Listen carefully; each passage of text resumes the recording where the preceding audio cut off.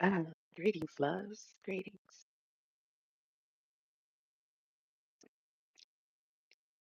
You see the title, right? Mm, the clear ones, the series. First one, Baby Preston.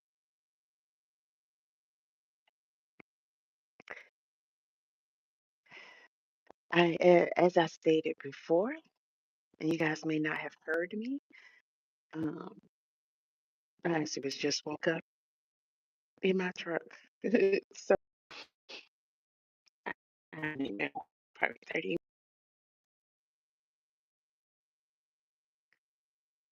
So they're trying to stop the stream.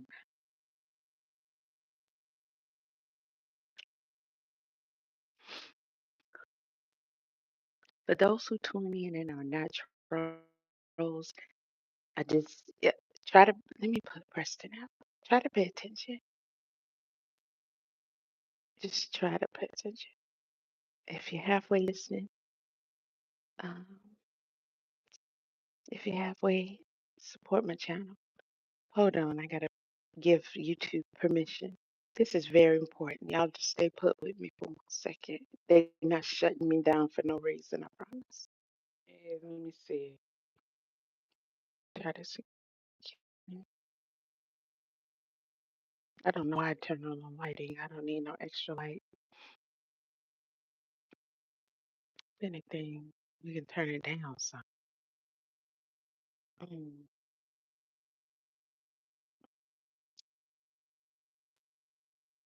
You see him, baby Preston? The title is The Clear Ones.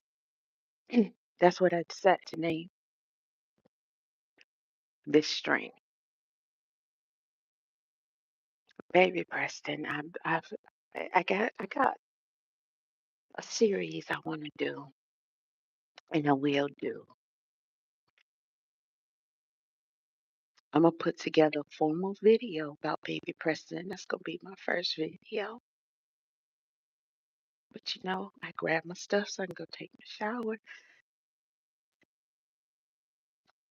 Cause a man woke me up so he can get my truck.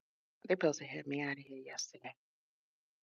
I gotta get another truck, but I can drive it back. And got with my dispatcher, sister.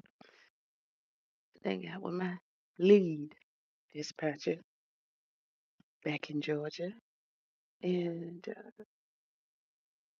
you can drive the truck. I can drive the truck back. So why do I need to for them to take the truck and put it in the body shop here when I could just drive it back and we can do that there?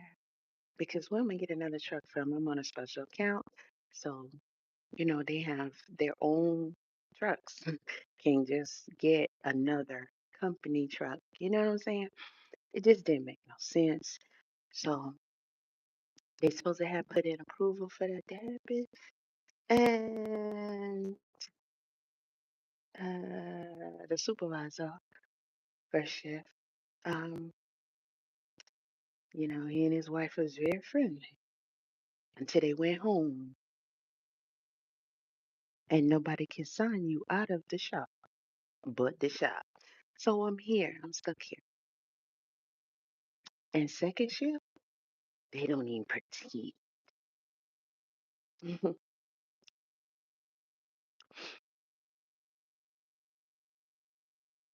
The energy is different here than in Georgia. I must say that.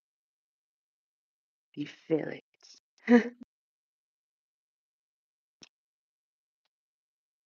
You have some that are infatuated with you, and every encounter, no matter what you say, they can't stop talking about how they want to date you, talk to you, be with you, all that, right? They just overwhelmingly mesmerized. But I say it's a fetish. Okay. They can be close to my age, a little older than me, and a whole lot older.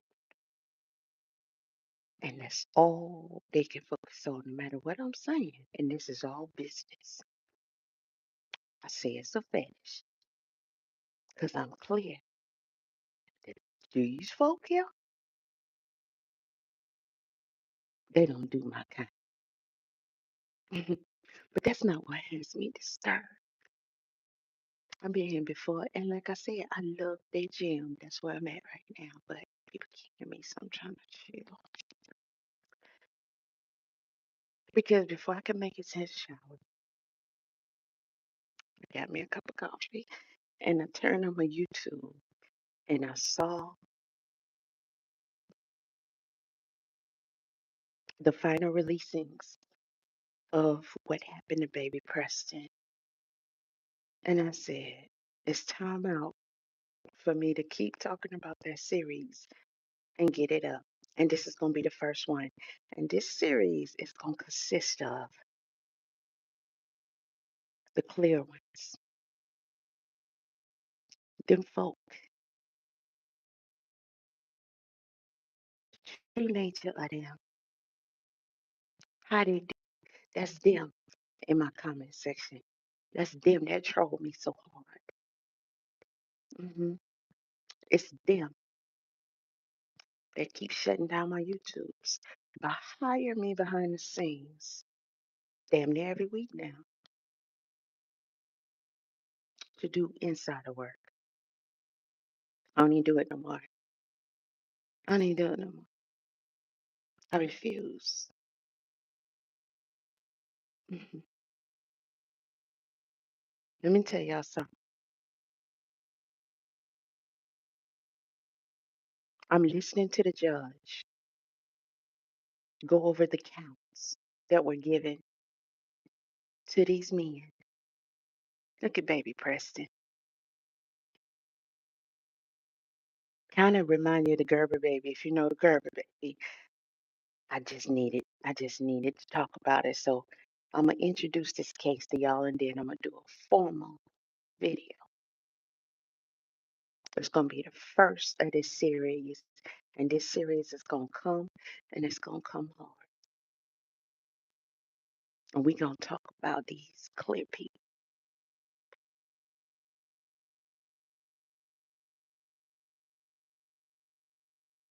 I'm sitting out there and I'm listening to the judge go over the charges. I believe they got like 15 counts. And that's just the stuff that they were willing to charge them with or settling on charging them with or plea agreement to charge them with. You know how that works. So much gets left out. It took them 2 years to sentence these men for baby Preston. Look at him. Don't he look like the Gerber baby? Listen, let me tell you something. This is a he's cute and sweet little boy. And when I tell you I'm not okay, I'm not okay.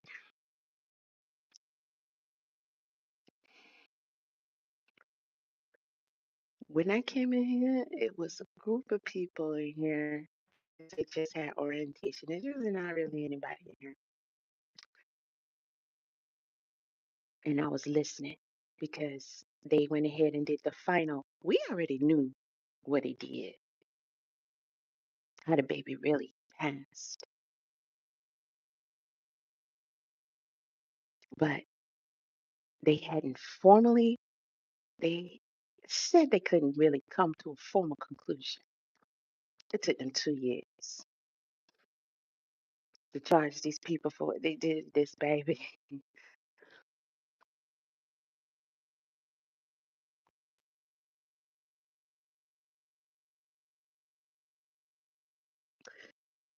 When you listen to it, when you read it,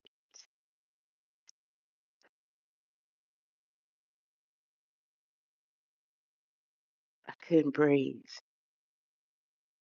And damn,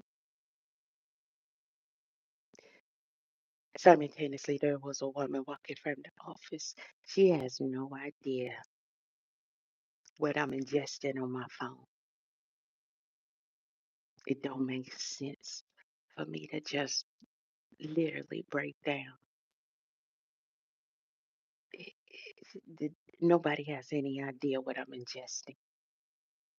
6 o'clock in the morning on a freaking Wednesday or whatever today is.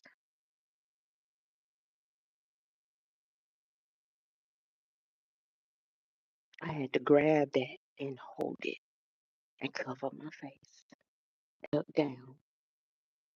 And she reached that door and went out of it. And I'm holding it in, but I'm overwhelmed. And in comes a guy, and I had to hold it. And he goes to the bathroom, and I'm like, where can I go? Because I need to go to the top of one of these mountains and scream my head off.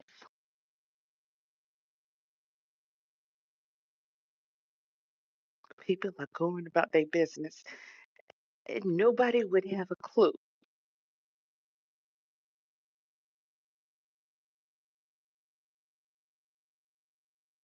Baby Preston, he was about 14 months old, y'all. He's so cute. Every picture, every video you see of him, besides the ones you don't need to see, he has a big, beautiful smile. He's a beautiful little, he's a sweet baby. His mama, she had some trauma. And when she was a teenager, maybe 13, 14 years old, her and another girl who was just a little bit older than her was out in the streets being bad, doing stuff, you know, the kind of stuff that the clear ones like to do.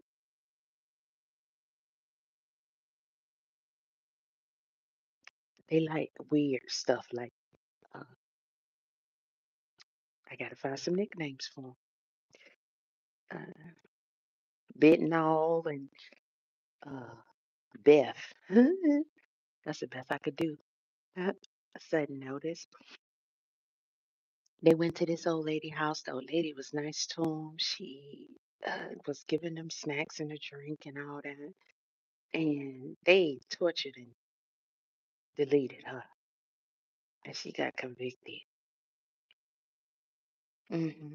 Then she got out, violated, and went back again. And she was pregnant with baby Preston. Look at that picture don't mean nothing. You got to see a video of him.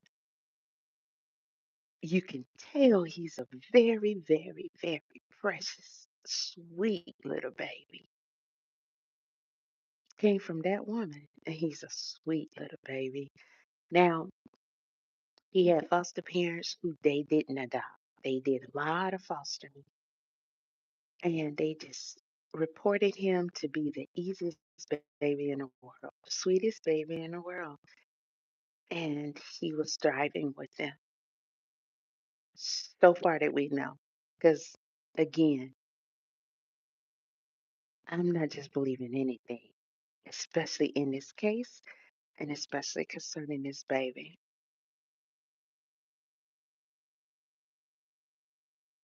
Now, I'm going to be very specific and very formal when I do the video on baby Preston, but I'm going to give y'all the story about what happened because I need to talk about it. Then I'm going to go take my shower. I'm going to go get that van. I'm going to go find me somewhere in these mountains that I can go and I'm going to cry and I'm going to scream. I might have a hoarse voice when I get finished, but I'm going to scream my ass off. See, I can't break down around here. Cause nobody, they won't know what it is. They probably think I got a husband at home that beats me or something. And I'm not gonna talk to these people here about baby Preston. Cause these people here, they don't really do me unless they can do me. Oh, I'm exotic. I'm hot. I'm beautiful. I'm super attractive, and you know all that. It's either that or it's the energy and the looks and the attitude and the treatment that can't be denied. Because, see, the last time I was here for 5 days and they never touched my truck. And everybody in the office here and the other time, oh, they did you wrong. That was wrong. Oh, I don't understand why they do that. Won't you ask them? But I bet you already know why. And I didn't bother them one bit. I had a nice time. My money wasn't as good because, you got to work to get per diem. I get salary, but the extra little perks, you got to actually be going out of town and stuff to get that as a truck job. So, you be missing that little money or whatever else because, you get caught up and they ask you, yeah, you do this, do what? I mean, we gonna pay you. Oh, well, hey, I'll do it. So, anywho, yesterday evening I go in there. I said, what number am I on the list? Y'all gonna get to my truck? Dude ain't even really look at me. He said, they probably ain't gonna pull you in till the morning. Same thing they used to say last time I was here. And you can feel his energy and you can tell. And when I dropped that thing off, and I don't mind saying any of this because it's all facts. It's all facts, and me and corporate and anybody can have a conversation, and I'll tell them the same thing to their face. And what they gonna do besides admit it or deny it? What proof do I need? I know who I am. You know who I am. You know what you see. You know what you feel. You know what you experience. The message is always loud and clear. It's undeniable. When you hate us, it's undeniable. When you hate the fact that you gotta hide that you hate it, it's even more clear. When you hate the fact that I gotta service this thing, it's really undeniable. The few that come through here and I see look like me, they come in and go back out. It's big difference than over in Georgia. Come in and go back out. They don't hang around. Mm-mm. I could practically read all of their minds, the men and the women.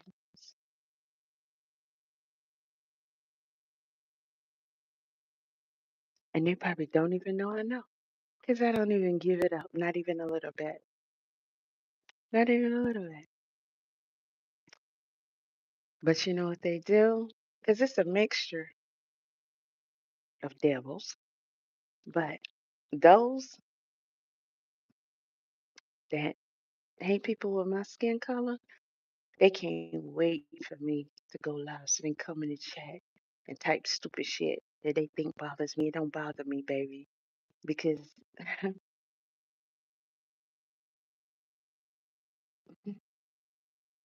why would it? You the one with the problem. My only problem would be you. I'm gonna talk about you.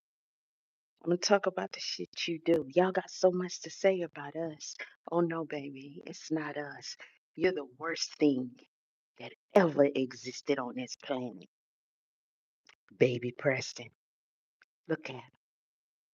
Look at him, baby. Look at him. He's a sweetie pie. Baby Preston. His foster parents say he is a joy. He's a sweetie pie. He doesn't give them problems. They got him from the beginning. Around about the time he was maybe 4 months, a couple took interest in him.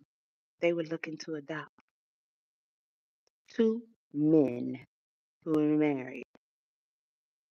One is a politician, the other one, a teacher. in the UK.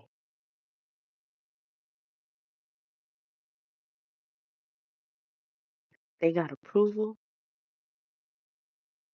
to adopt this baby.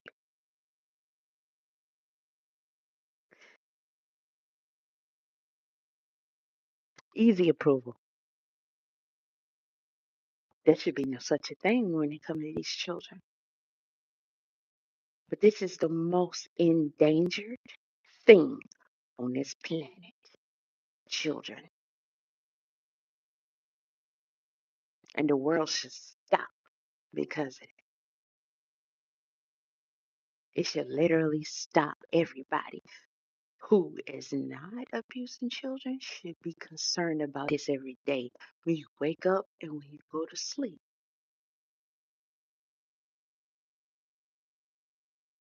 This is not a small problem. It's a huge problem. And damn near everybody is participating in it. It's spiritual. It's demonic. You see Krishan tortured, starving, neglected, abusing her child. Everybody can see it. And everybody act like it ain't happening. Or they don't care. Unheard of. You see Blueface actively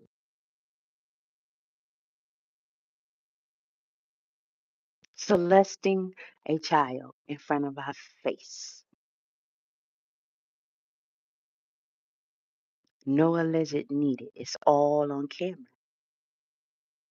And his mammy come on here talking about he got the blood of Jesus and he praying because his girlfriend do voodoo. Her demonic son. But now that everybody calls him out so much, he literally starts abusing the boy on camera.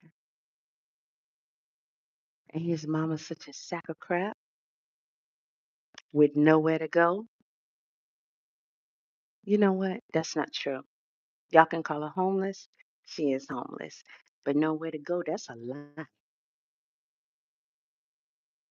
It's too many people that would provide her a place to go. There's no reason for her to stay there with her children and her son. One minute, you trying to keep him off your son from kissing on him, smelling on him, nibbling on him, snuggling with him, loving on him. You making it your son's responsibility. I ain't telling you don't come between their relationship. Don't tell your son not to sit in his lap, Nevaeh, not to ask him to pick him up anymore. And he said, "Don't you ever tell your boy nothing like that."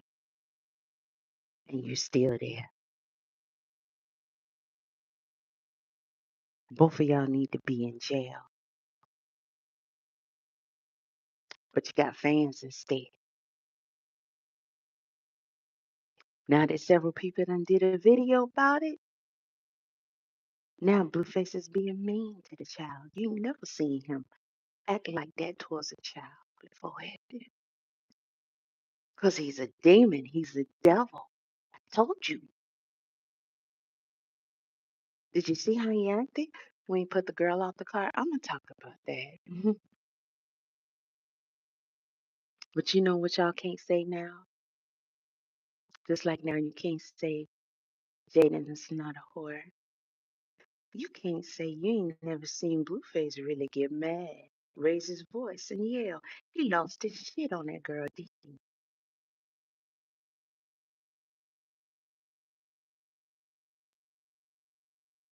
That bitch be acting. He's a real demon.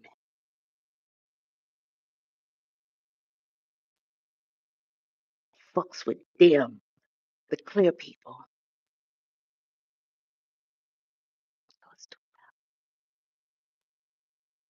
I said I'm gonna do this calmly, and I will.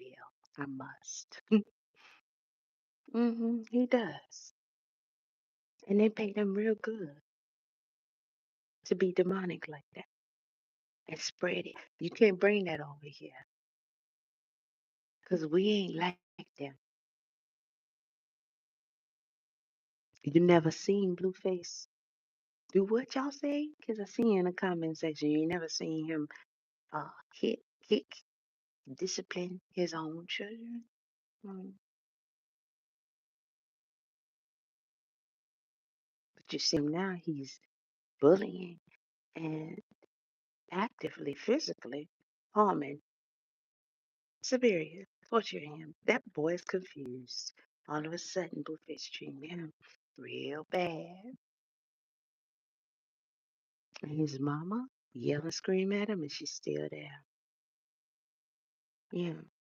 Now that's two people that's supposed to be one of us in front of the cameras being demons because they are demons. But they're allowed to do that because these people, that's what they want to be portrayed and accepted.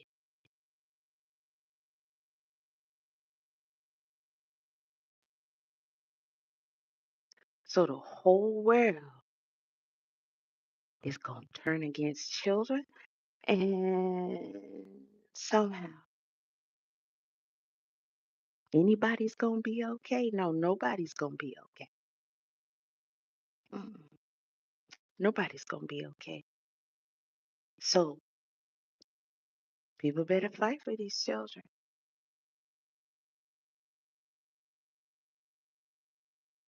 Yeah. The wrath is going to be unimaginable if you don't. hmm Baby Preston, back to Baby Preston, because this is about this new series. Them, the clear people. Them clear people. The worst things that ever roamed this planet. How sick and sinister they are. Baby Preston mama had him in prison. There's foster parents who people state, the reports, everything say they're great foster parents. They got a good track record and they were doing great with baby Preston. People buy that. I question it. I question everybody involved because when that couple, that politician, and that teacher took interest in baby Preston and they wanted to adopt him, uh, they got approval because of who they were: pale, clear, a politician, mm, a teacher who became a stay at home father. There should be no specialties given. There should be no procedures skipped, waiting periods, or anything when we're talking about adopting babies. And I don't care who likes it or not, especially if you are too grown as me.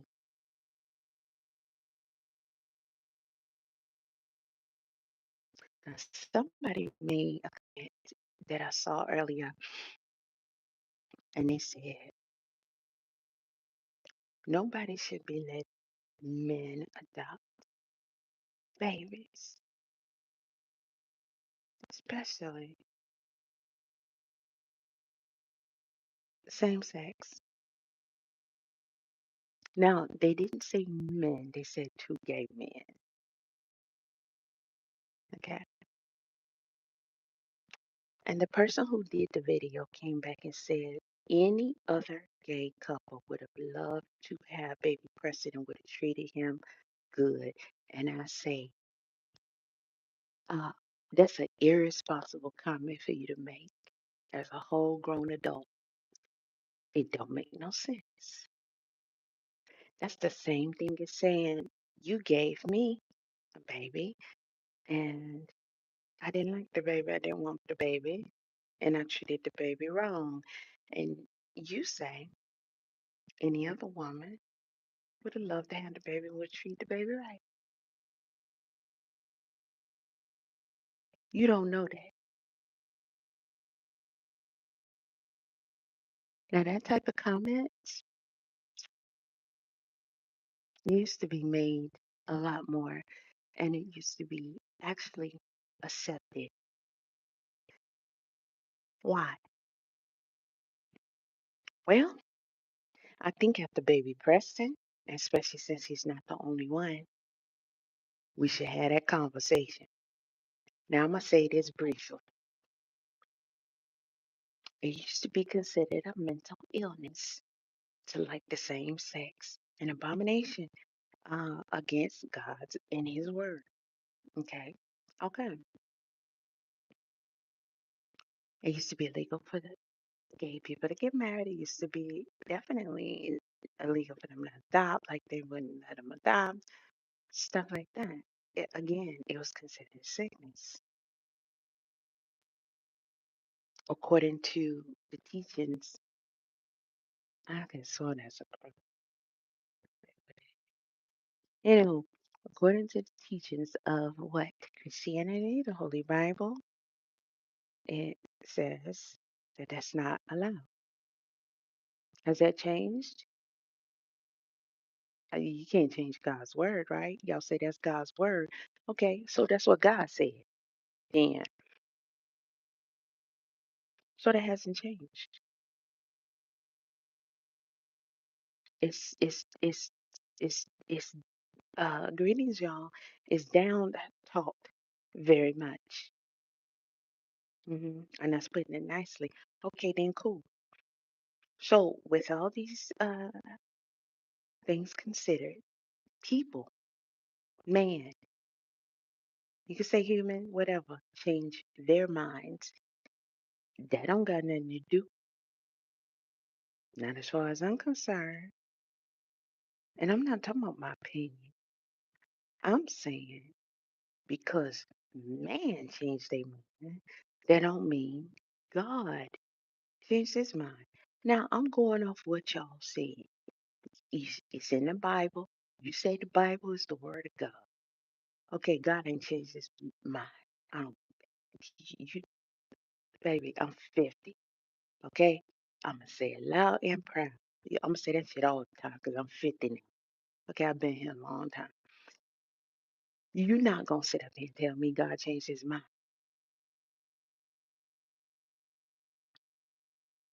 Not the one who made it, who wrote it, who said it, who predicted it, who knows it. He knows it. Everything. Hmm, yeah. His rules. He know what his rules are. He know what he like, he don't like. He know how he created.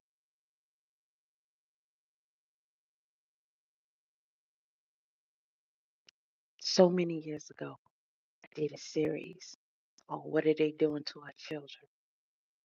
Spent some time on that. I had to fight to get my channel back because of that series. And it talked about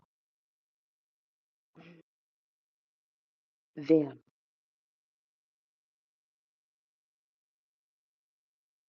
and all the things they have in place to tell our children, you don't have to be what God made you. You can decide and choose to be something else. In fact, we want you to, and we will help you get there. In each episode, I went over everything what they're doing in the schools, the surgeries they're paying for, the different programs, all the ways that while you out here slaving to pay to live, they got your babies. And they telling your babies,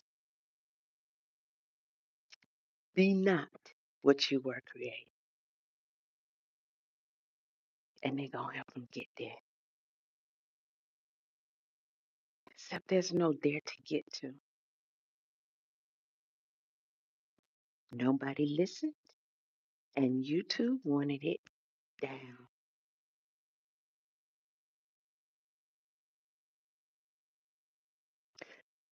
Years later, I watched all this play out. And you know what I just went over again last night because I need to really do a series about that. Oh, they gonna fight on that too. They're not gonna like this series either. But the detransitioning, talked about this before. The the trauma that that brings that is everlasting. The adults are responsible for the care, for the nurturing, for the teachings, for the upbringing of the children. God's children. Yeah. And this is what you do. You abuse them in sick ways and you convince them that they can change what God has created, only for them to find out that can never, ever happen and be stuck in a hell and trying to get back. And you can't do that either. Because once you alter them hormones, they're the same thing as being, you know, irresponsible enough to have these young ones out here using, I don't think I can say the word, things to help them get muscle. All right. Such young age. Oh, you will social media star for about 15 minutes, but that is permanent and you done messed up the system that God gave you already. And if you talk to men who over their 40s, they'll tell you it's going to naturally drop anyway, the testosterone. But when you start taking that stuff, that's irreparable damage. There's no going back. You know, altered your system in the way it's supposed to work. So the man making machine don't work right no more. And you can't just stop and go back. You're gonna have to forever take stuff just to keep you somewhere even. And I think about all these people and children who were told and convinced that now that we got you thinking you feel like a woman or you feel like a man even though you're not, you gotta be that, right? Okay, cool. We gonna get you there. Only for them to find out it never happens. It's impossible. And it won't even come close enough for them to be satisfied with it. And then they want to go back. And they can't. But they're dependent upon substances for the rest of their lives just to, I can't even say break even. Yeah. But that's not the kind of content you're going to see pushed, you're going to easily find. You know, these people come up with the weirdest stuff and they attack the children way more than they do the adults. These, the Cleomans, these two men was coming to the foster care to see baby Preston is required to do visits, get acclimated with the baby, and the foster parents saw red flags. They had no clue about a baby. First red flag, because why you want a kid so much? You ain't learned nothing? You don't know how to change a pamper, how to feed them, the first thing. Not even a clue. Foster parent gave him words of encouragement. You'll get it, you'll get it. But it had to be noted because that's their job, right? Now, there were other red flags that the foster parents saw with them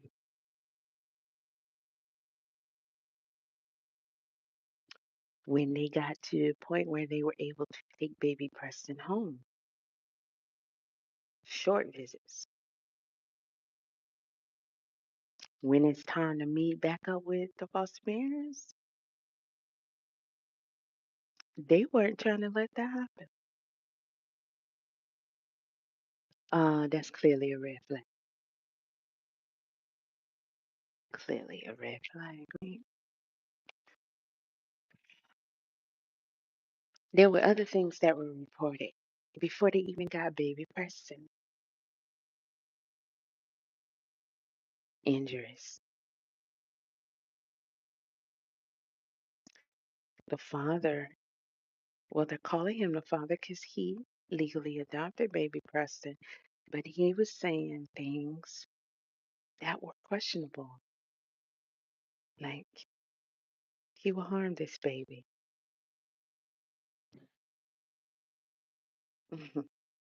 Well, you guessed it. They did let them adopt this baby anyway. That's a problem. This baby is no longer here. These men were convicted 2 years later. However, so many other people need to be held accountable. They had countless amount of opportunities to say this baby. This baby. They had countless amount of opportunities to say this baby. This baby was with this couple for 4 months. That's just longer than summer. 4 months. And his life was over. 4 months. Now the teacher is at home with the baby.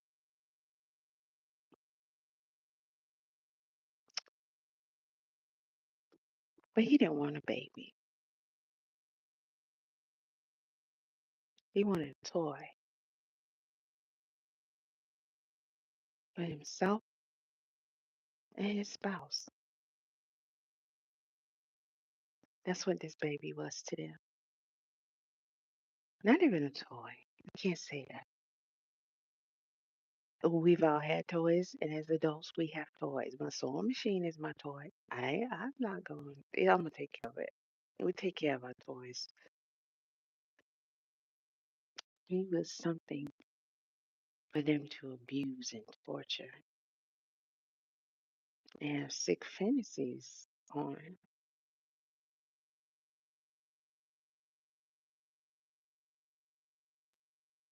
There's video footage of a lot of abuse and torture that was done to this baby. How? Because the man who did it enjoyed videotaping it. Okay, and you can go see this anywhere. But I definitely include it when I do the formal video, and the judge goes over a lot of it as he's reading the sentencing and the counts. And what you hear the judge say is not all of it. However, the father that was home with the baby, he said the child is crying at night and not really sleeping well. Wonder why?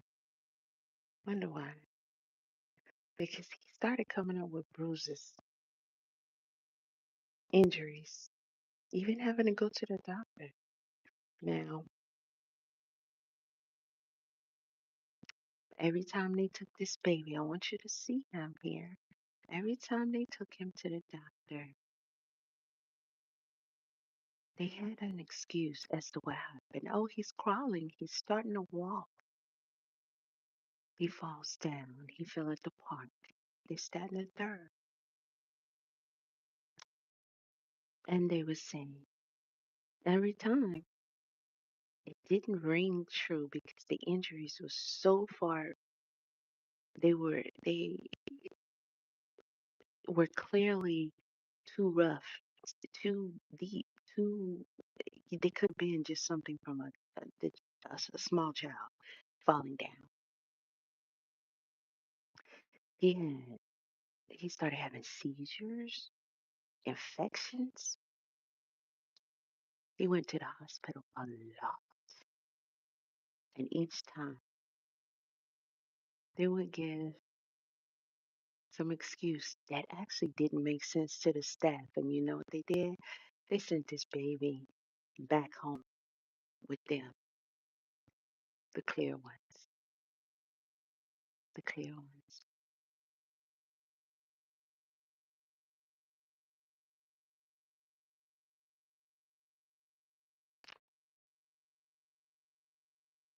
The one that stayed home with this child, he began to resent the child. He preferred his husband be home with him. He complained that his husband had to go out to work. He got the baby he wanted, even though they wanted him for a sick reason, so that mainly the man who was home with him could stay home and do whatever he wanted to the baby, take out his frustrations on the baby, use him as a sex toy. How could you have thoughts and desires for a baby? Huh?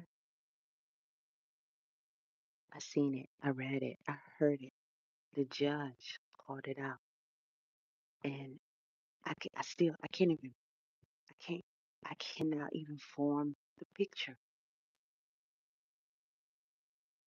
But he did it, and people are actually doing this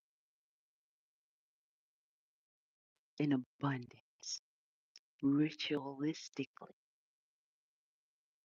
The same way you wake up, most people and drink coffee. I don't drink coffee that much, but some people every day.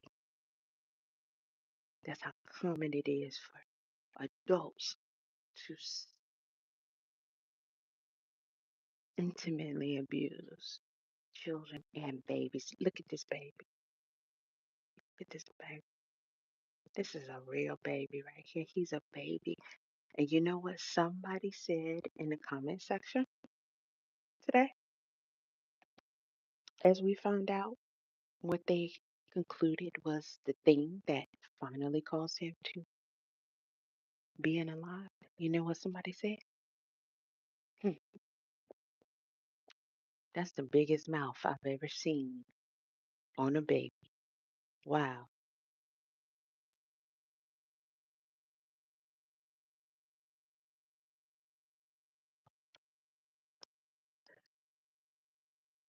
What does that comment tell you? That comment tells you that the person commenting has the same thoughts and likely the same behaviors as this boy's new parents that he was with for only 4 months old. Now, baby Preston's stay at home father, who is a teacher, school teacher, he told his friend that this child cries at night and it is bothering him and his husband from getting sleep. And he's having thoughts of harming this child. He's having thoughts of drowning this child.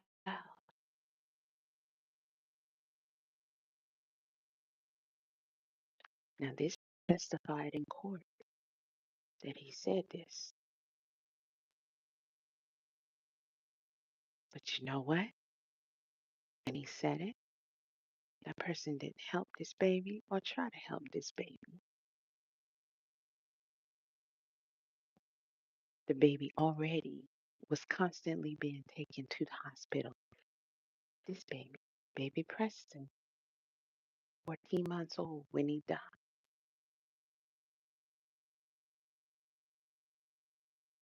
he was with him for only 4 months. He went to the hospital and had injury after injury after injury, serious injuries, serious infections, head injuries. One time he had yet another head injury, and they told the doctor that he was standing and playing with a toy, and he fell. The toy hit him in the head, and that caused the injury. This man obsessively recorded this child, so he had a recording of that. You can see it online. He was playing with the toy. He still, learning how to stand and all that. He used the toy for leverage because he was losing his balance, and that toy was just sitting on a child's table, so it fell back. He flopped on his pamper, and that startled him. The toy fell down. I don't even think it hit him in his head, but of course it fell down also. And his father was filming him, and he said something like, "Uh-oh." And the baby fell. He looked back at him and he started crying. And he said, "Uh-oh." But knowing what we know, it sounds like he was kind of mocking him that he fell.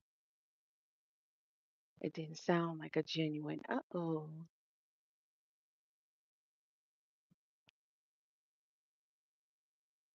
That's what he told the doctors. But now that he's been sentenced, they found that that is not what caused the injury. Not only because you can tell in the video that that toy did not cause that type of injury to his head, but they researched the metadata on the video, and that video was 12 days earlier than the injury, the day of the injury.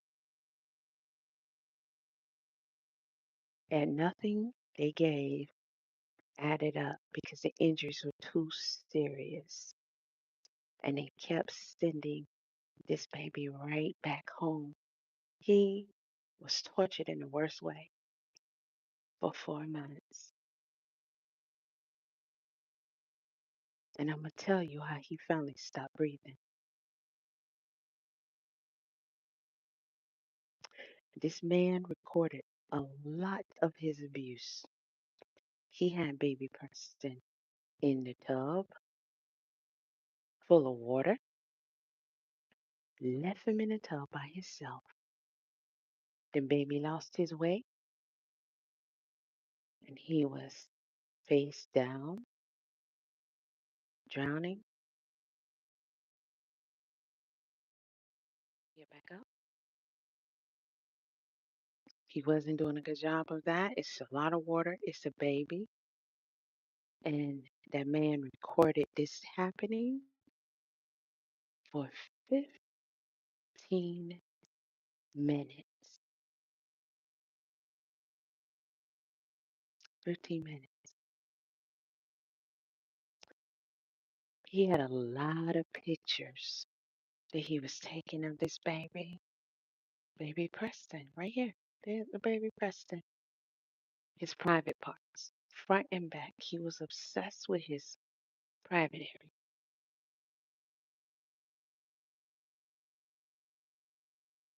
15 minutes. He watched this baby and recorded this baby drowning in the tub.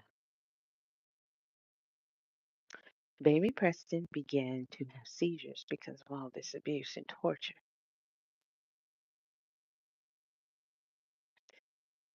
He was upset because his husband was at work, you know, a little grown crybaby man. And he got his baby that he wanted, And he still was hollering, "You're at work, you're at work."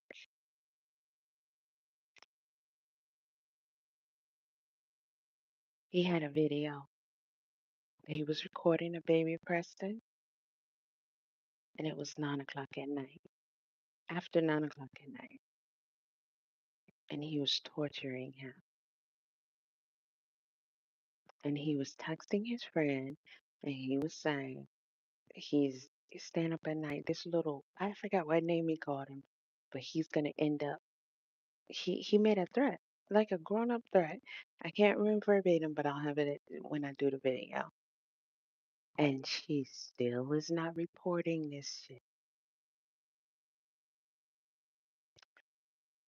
He filmed himself torturing his baby, playing loud music, and doing things to him physically to keep him from going to sleep. He had his arms and he was twisting his arms.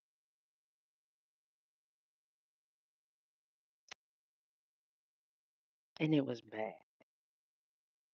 The baby ended up with a cast, having another seizure. They had to take him to the hospital, of course. Still sent him back home. He sent a small video to his husband of him torturing the baby that night. And he said something like, the baby was going to pay the price because you ain't coming home or something like that. I'm going to take it out on your son. And he's going to get it and all that kind of shit.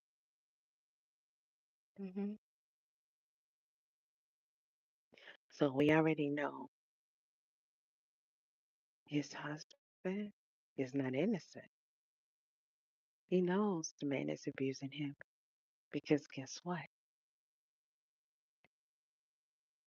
There was also a video that they found that he took, and they had this baby Preston right here in his crib. And the judge is describing how the baby was in the crib. So they call it a cot, but we know it's a crib, right? Um, and he said he was unconscious, and he was spread with his neck over the railing that was going horizontally.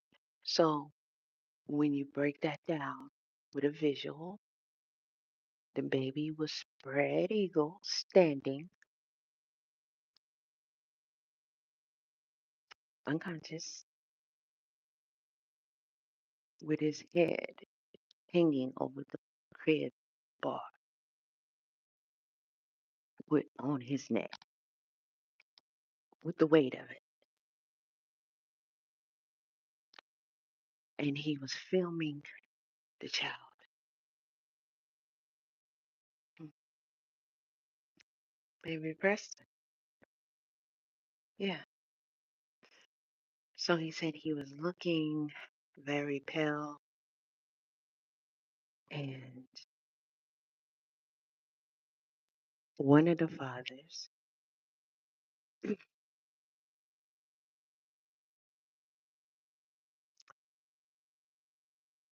can I say it?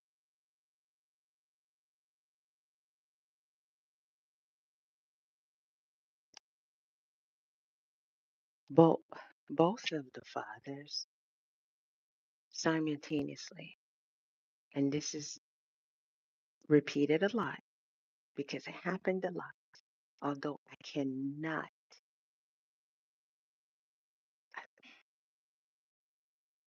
it happened a lot, and they recorded a lot of it. Both of baby Preston's adopted fathers began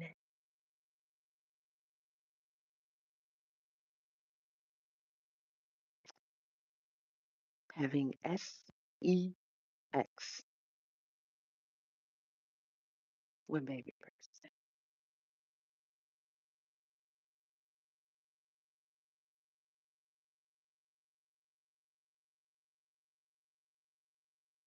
One in the back, one in the front. literally entering him. We know white men are small,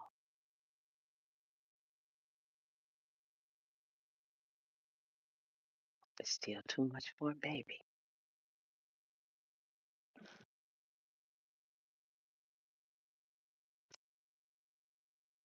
They enjoy doing this,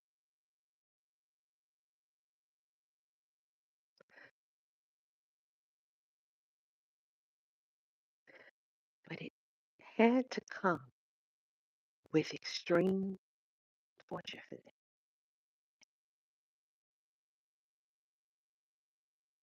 There's no way anybody with a thinking brain would not know that eventually this child is going to succumb to all of this torture. However, they carried on as if it was their favorite pastime and he'd never pass away. How? I'll tell you how. They're sick, the devils. And every time they took him to the hospital, every time someone knew about the abuse close to them and didn't do anything to save this baby, that's how they, in their sick mind, never even had to worry about it. They felt like they were ultimately empowered to just continue to enjoy doing the work of the devil. And the judge describes that they had the baby in the crib standing with his neck over the railing, not even really conscious. And they begin to both partake in the activities with that child as if no other adult existed that wouldn't mind at all playing with them.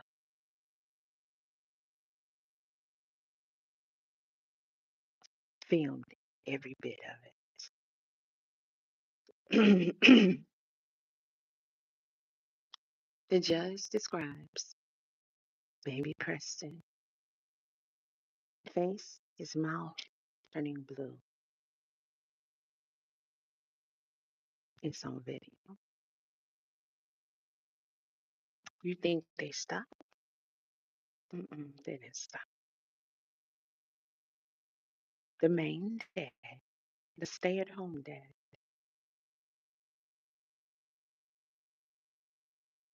thought that that was the moment best for him to insert himself in the child's mouth and carry on with other things. Um, in his buttocks, right?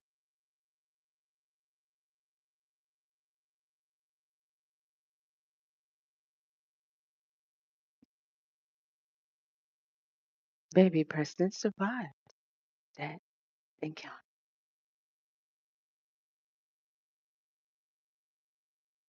but they had the least bit of concern about whether he would or he wouldn't. This child was taken to the hospital over 30 times with injuries, having seizures. All of a sudden, he with them 4 months. He got all these injuries, all these problems. He had a seizure. That's when the man put him in the tub and left him there for 15 minutes and filmed it while he was trying to get out under from being up under the water. They were questioning him about some of the videos in the interrogation, and the officer, the detective, was asking him. That was they talked about times that baby Preston was in the tub. The baby chair that you use in the bathtub? Shit, I have one for my children. And they suction to the floor of the tub. He had one of those. They asked him about videos where he wasn't using the baby chair. Why are you not using the baby chair? Why are you filming him practically drowning and struggling? One of those videos, 15 minutes long, baby Preston struggled to get out from up under the water. And he just watched him. He still survived. You could see the video that he sent to his husband, a baby Preston. He had him sitting in his lap and he was sleeping and he was blasting music, doing all kind of stuff to keep the baby from going to sleep because he was like, "You keep us up at night." It was after 9 o'clock at night anyway. And then he just turned the music off and he said, "Boo." And it startled him and he woke up. And then first thing you see is that cute smile. He looked up at her, a cute smile. But then immediately he was so sleep deprived. He was just like, his face changed.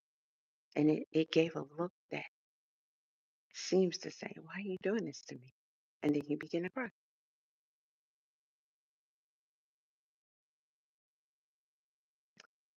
It's probably the most popular video on social media of baby Preston. And it is the saddest because you understand everything in that moment, knowing all that happened. Now I ain't gonna say, "Oh, we don't know." They didn't tell us everything. I guarantee it. And what we know is more than enough.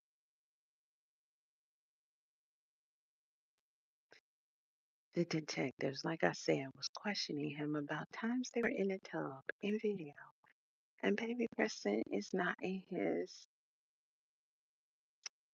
chair where it's safer, so he won't drown. He's giving the dumbest answers. Most of them are, "I didn't do nothing to him. There's nothing wrong with that. There's nothing wrong with that. Nothing wrong with that." What? I couldn't even do the interview. I would not be able to sit across from this man, knowing all that he did, most of it being he was obsessed with videoing his pain and torture that he inflicted on his baby. Imagine there's videos of this baby in abundance being done the worst by grown men. Look at him. Them clip people, they get down like that.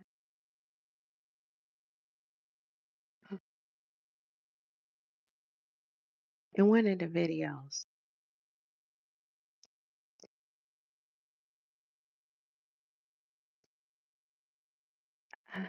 something I can say. He has baby Preston in the tub with him on his lap. Okay, I'm gonna say he on his lap. He on his lap.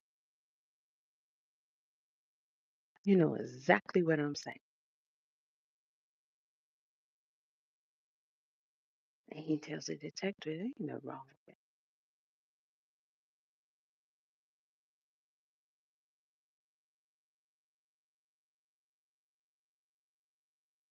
And you better know what I'm saying.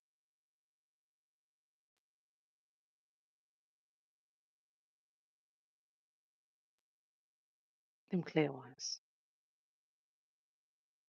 Mm.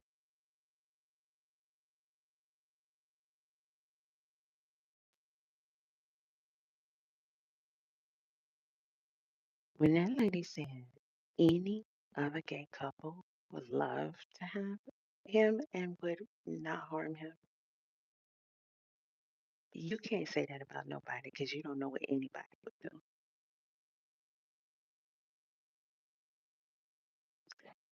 But I would not just jump to that conclusion Humans have convinced themselves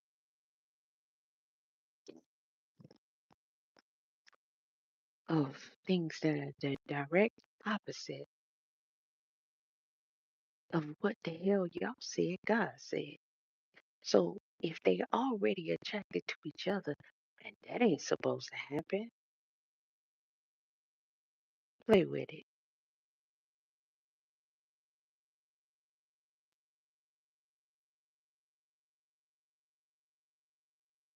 You're gonna take it upon yourself to automatically trust them with a child, especially a child of the same sex.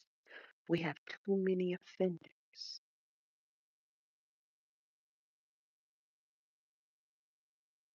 To even remotely think that it's just escape right away. No,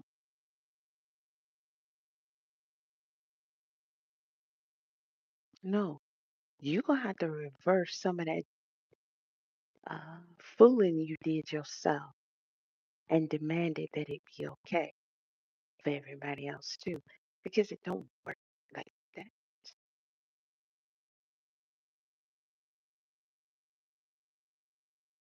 If you literally think that you just fine sticking your penis in somebody else's booty hole who is the same as you and in their mouth and wherever else, anytime or often, and calling that person your spouse, and that's not what God said, and God spoke against that, He didn't make you like that, then you doing something else that came from somebody else and not God.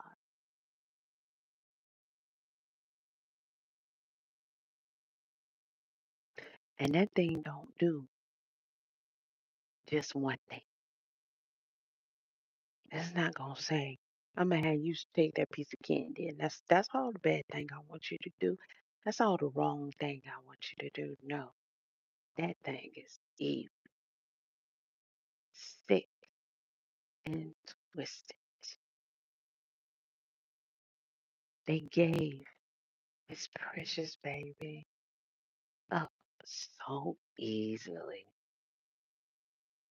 without proper vetting, taking the time to a couple, two men who called themselves married and didn't know the first thing about taking care of a child and who already showed major red flags and signs of abuse with this child. It's almost as if they couldn't even wait until they formally adopted him before they started with this sick shit.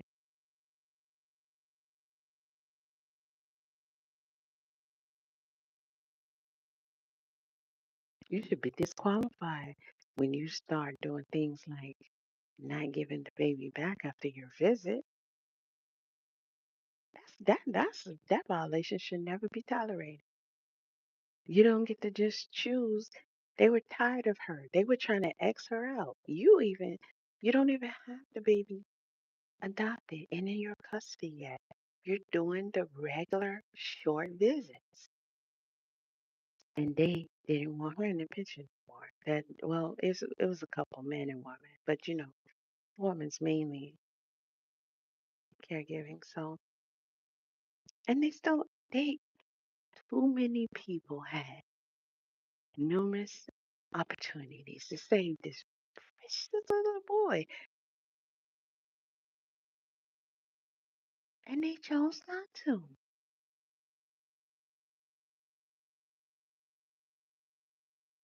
Why?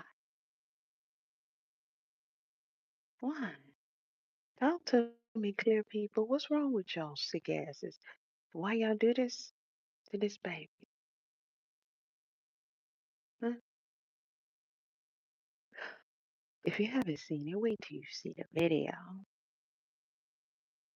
of baby Preston's final day on earth when he brought him to the hospital.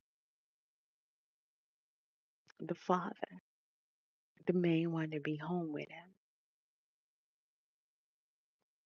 He called his husband to come home quickly. They had to take the baby in. Now the baby had already been in and out of the hospital, cast on, all kind of bruises, lots of serious head bruises, chest bruises, bruises here, there, everywhere that show clear signs of heart heavy abuse.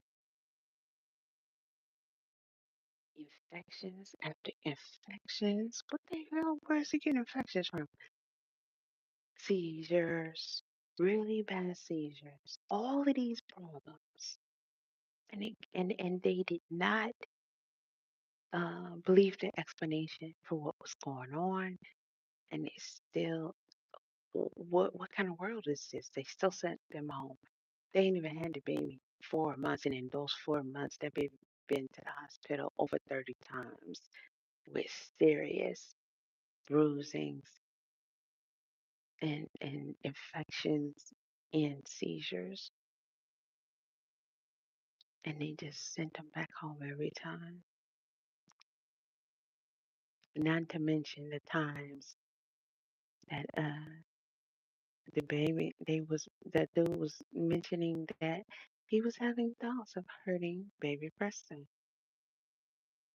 That's a question in a minute. Um,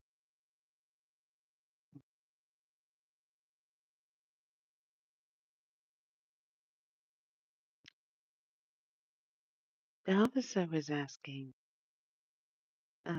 Preston's father about one of the bathtub scenes where baby Preston was starting to go poop poop in the bathtub, and he was saying, "You were filming this." He was like, "Yeah." Um, and you begin to hold him up while he was pooping, and it was going on for a good while, and you just held him up and filmed it. And he's like, "Okay." It's like, "Why would you do that?" I would have immediately took him out the bath. And he said, "I don't see any reason to. I don't see nothing wrong with that." You know, I have to ask, what say y'all about that one? You know, if you had a baby, the baby was pooping in the bathtub, and while you're giving the bath, would you grab the baby and take the baby out? Or would you let the baby keep pooping in the bathtub? I'm asking that question. I want you to leave your answer. Um, because and people might have mixed thoughts about that. Is poop, baby poop at that, not as solid as ours? It's water. It's already just let it go down the drain. You can clean them up right there. Where you gonna take it to? Hopefully, make it to the toilet and hold them over the toilet. He pooping, and I say that as just basic thoughts, right?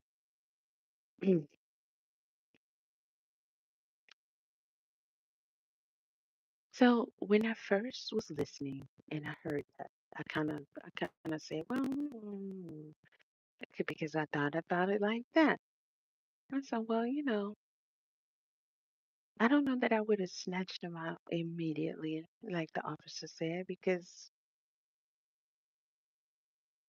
w- my first thought would be, where am I gonna let the poop go? I, shit, you might as well go ahead and go in.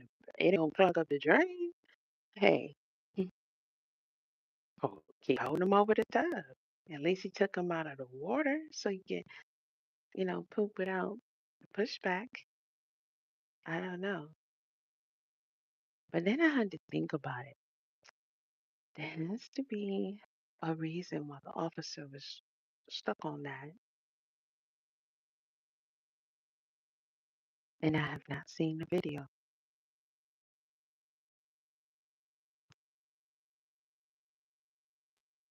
I'm pretty sure there was some other things going on with that made it very sick.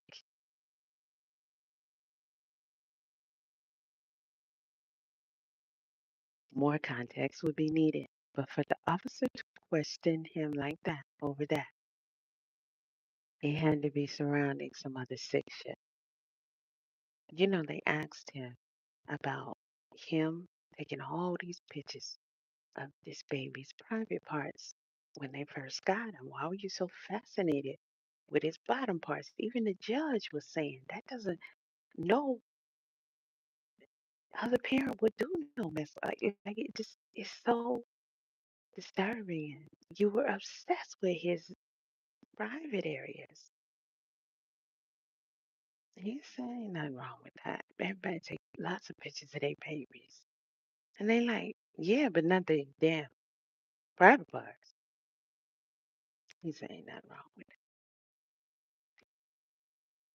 When you watch that video of this man bringing the baby in the night that he passed away, and you watch him in some red Spider-Man pajamas, I think he had some red Spider-Man pajamas.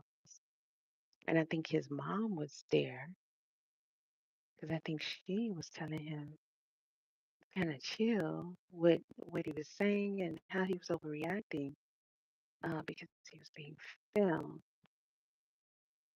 Was it the mom or the hospital? I know a lady from the hospital staff was trying to do some intervention because the father was going crazy for a long time. And he had his family there in the house of the father. And he was so hysterical, falling to his knees, crying. He would not shut up. But if you listen to the things that he said, before I got the story, the first thing I saw was that scene. And I was introduced to the story by watching that video. And that man kept ranting and raving about himself. Not that he hopes the baby survive and gonna be okay. He was just pretty much saying, y'all pay attention to me, feel sorry for me. He was saying like, oh, I failed him, I'm a bad father. I'm a bad father. Shit like that. Over and over again. And I think it was his mom. She was like, he needs you right now. He needs you right now. No, he doesn't. No, he doesn't. I'm a terrible father. No, he doesn't. Your baby is in there dying. And no, he doesn't. No, he doesn't. I already knew this was about to be something, but never was I prepared for what it really was. I was not prepared to hear that that man and his husband, because one other thing I don't like about this, and some people suggested that it's because he's oh shit, my battery about to die. Hold on, y'all. Let me try to get I'm probably ain't gonna make it, so give me a couple of minutes if it dies completely. But because I don't even think I have my charger even out, much less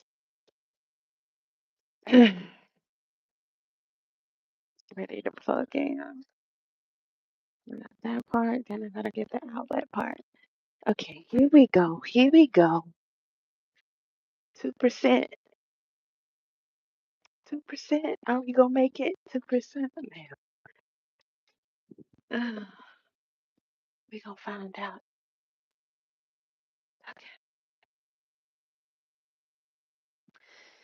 but I'm gonna keep talking. Some people say that it's because the other husband was a politician, but he didn't take a lot of the brunt,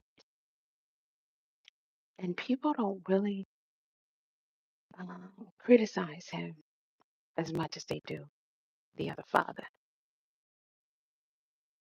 because the other father was the one who did the most abuse, and, and he was filming him, and he was very, he was the main culprit. But you gotta remember, they're a team, they did it together, and this child was sought after and adopted so that he could be their toy. But really, to pacify the one father who would be home with him the most, knowing that he's a sadist and he wanted to use this child in all of these, they were fully aware and intentional on doing everything they did to that child. And one thing I want you guys to hear, if you haven't,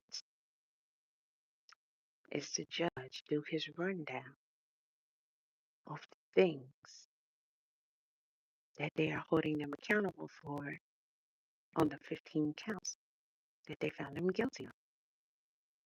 Because you need to hear it. You need to hear the judge describe this cute little baby right here lying with his neck over the railing of his crib while his two adopted fathers engage in actual intercourse with this baby simultaneously. And he turns blue.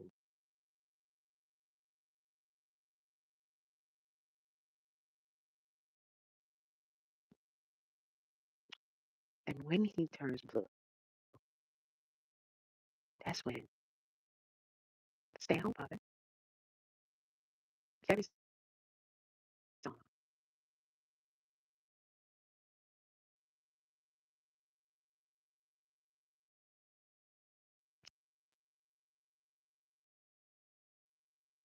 This child was with him for 4 months on every occasion, every family get together, every birthday, every holiday, every trip to the doctor, to the park. They talked about going to the park because he used to say the baby fell at the park. Everywhere this baby went and was exposed, little boy here inside of him, he, he was being beaten, tortured, and raped, literally, by two grown men.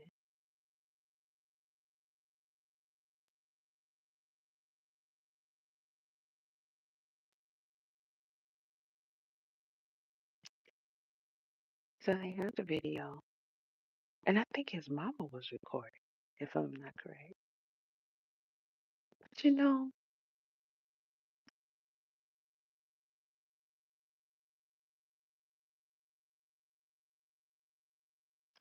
if anybody knows the inners and outers of this case, the things that be disturbing me the most don't only be what they do, because this is,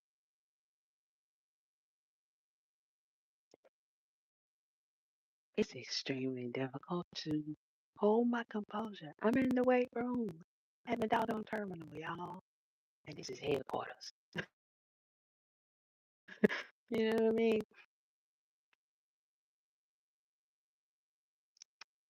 Watching everybody work, watching trucks go by.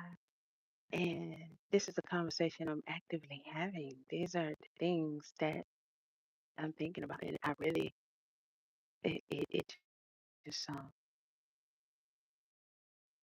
it's difficult. That's that's a very, it's an extreme understatement. But it's difficult.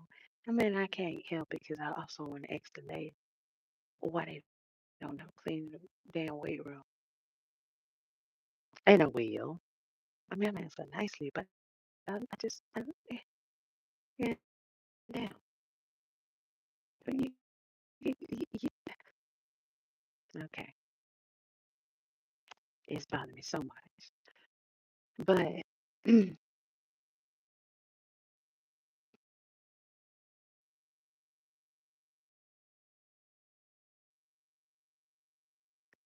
a lot of times it's protected and hidden what they do to these children. Okay, most of the time, you know, especially when it's them clear people, we don't hear about it. Blessings to baby Preston. He's a strong soldier.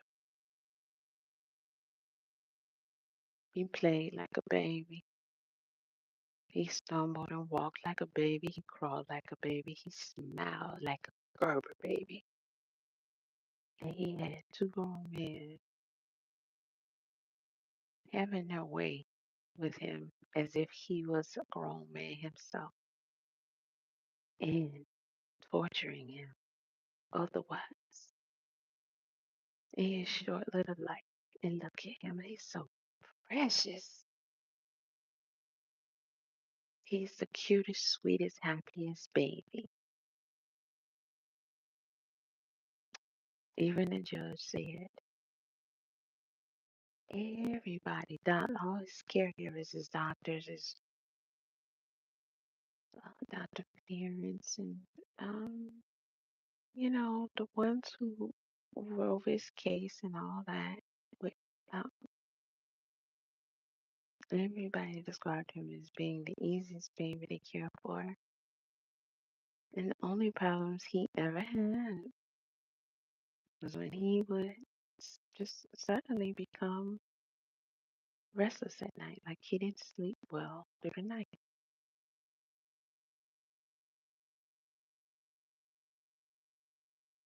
No, his world was turned upside down, shook it, destroyed. He had no way of understanding what was going on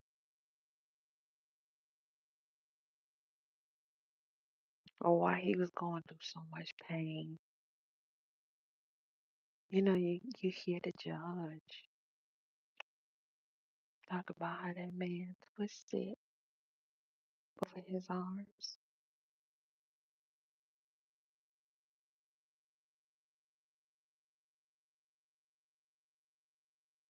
Everything that he was doing to this baby was done as if it was a thing, not a human that he could actually break to the point where it can't be fixed anymore.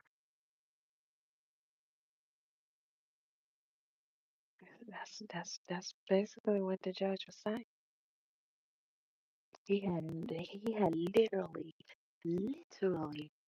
no thoughts or concerns about, oh my gosh, I, he might, I could, I could really hurt him and take his life doing this. He left him in the bathtub struggling to get out the water from up out the water. He was drowning. Say for 15 minutes. Baby Preston gave so many adults a loud and clear message that he wanted to live so many times.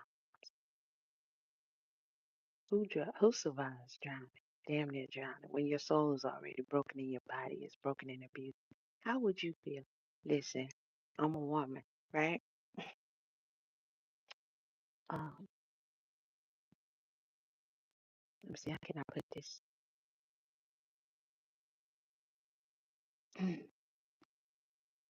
We may have had um, anal intercourse before as women. Of course, voluntarily, I'm speaking about, and even oral. Uh, uh, you know, um,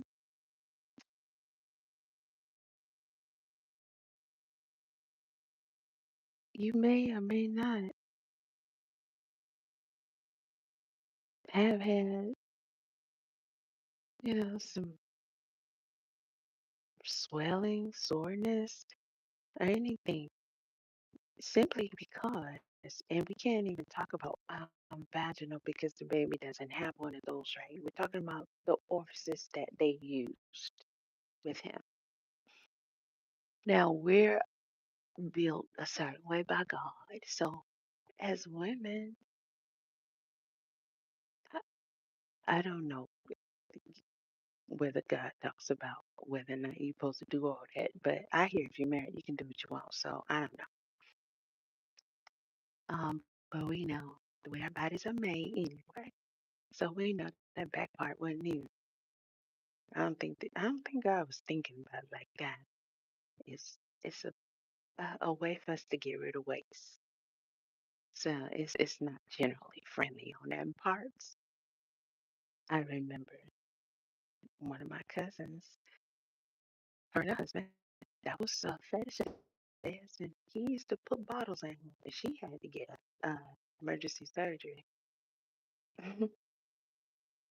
uh, from that. And she ain't mind telling nobody either. Crazy, crazy.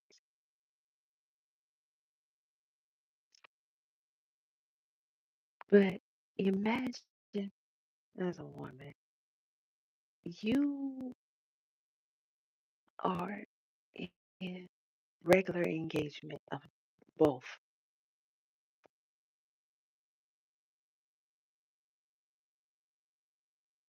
Probably at some point, you'd be like, you know what? Let's take a break. Give it a rest.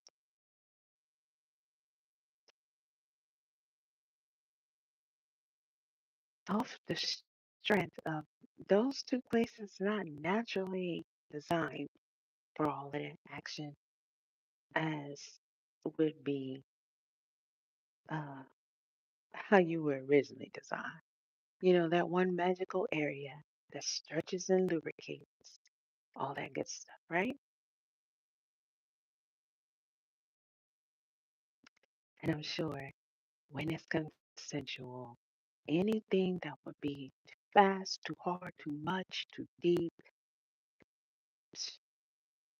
you could communicate that and it'll change. It'll ease up for you. A child, a child who is nowhere near a grown person's size,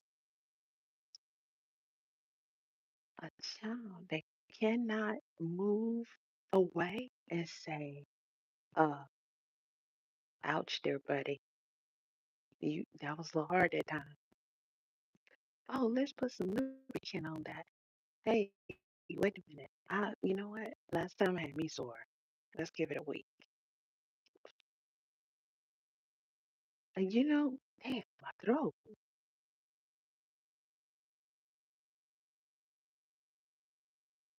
None of that.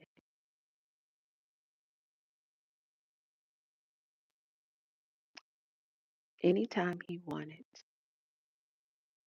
anytime they wanted, they entered fully into that baby.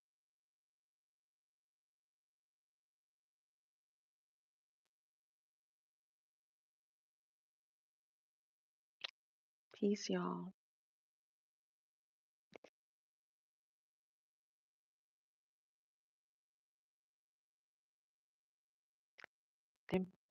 Them clip people want us gone.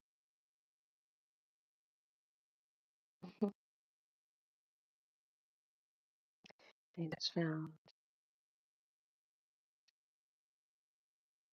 beautiful brown woman hanging from a tree. They say she did it to us. So go watch my live I did the other day. She didn't.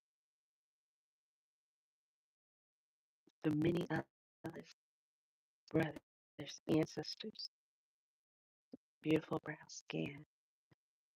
and they found hanging from trees. They say they did it to themselves. They didn't. Not only do we not have, with all the surveillance, video proof that they did it to themselves, they got no video showing these people whose ancestors were hung religiously, fun, and for torture. They got no video proof of these people hanging themselves between 2025 and this year, 2026. There's a lot. It's more than 10. I'm not going to ask one of them. But these people immediately say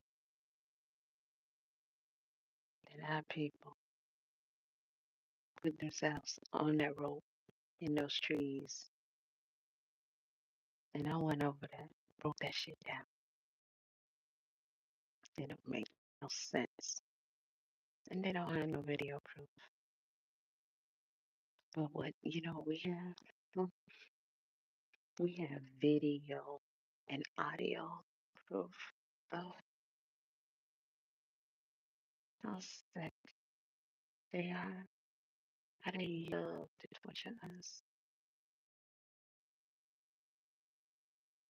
how they like to torture people.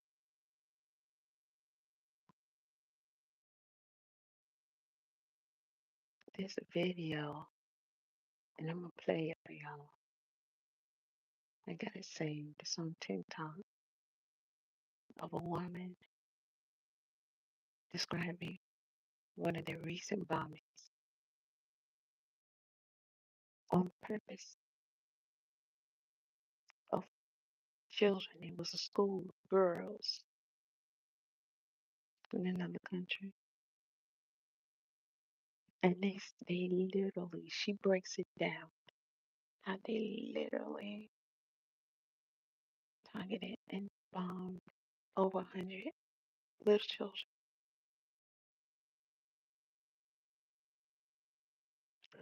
All the legend stories that have been so long forgotten, most people don't know about, but it's happening now, lately, a lot.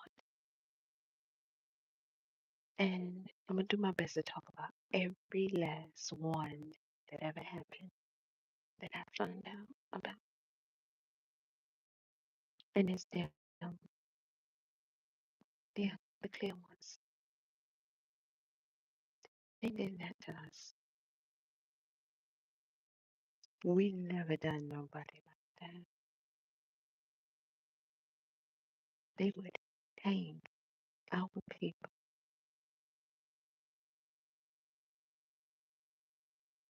for fun, for sport, for the hate, to get rid of us. And they're doing it now. And as of right now, I'm going to start every video with my disclaimer. I love myself. hmm As some of us say, I choose me in every lifetime. I choose to be me in every lifetime. And me can be whatever form or vessel my creator choose. But the soul that is me, it ain't black. That's what they call us. But we're not pets and we're not toys. Just like baby Preston was not for the torture. And that's what they did. They treated him like that.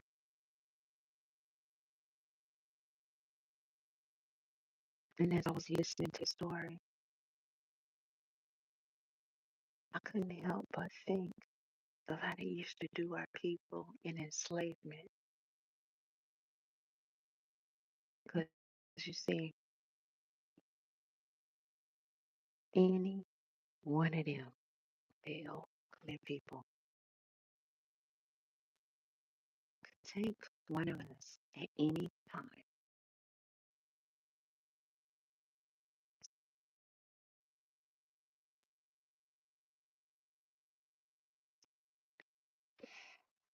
and do whatever they wanted to.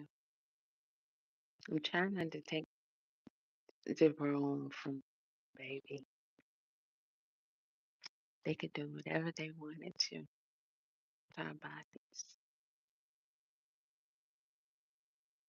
And it's a fact that the things that I heard that they did to this baby, they have done to many, many of my people time and time again. It took baby Preston 4 months to pass away. And, they had accountability for that 2 years later. But back when they was doing that shit to us, but no accountability, when they was hanging us religiously, many and often, there was absolutely no accountability. They're doing it now, and there's no accountability. And they got the nerve to say that our people did it to themselves. And it makes absolutely no sense at all. It's not even close to being remotely feasible. I give a shit what any other thing on this earth says. I done already went over that with y'all.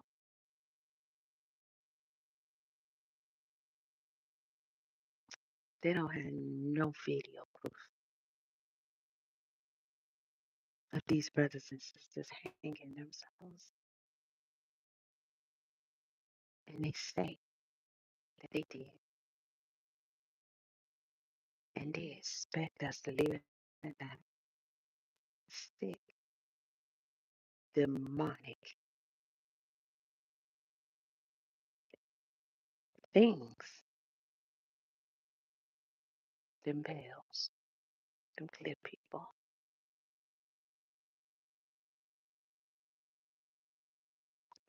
We do have,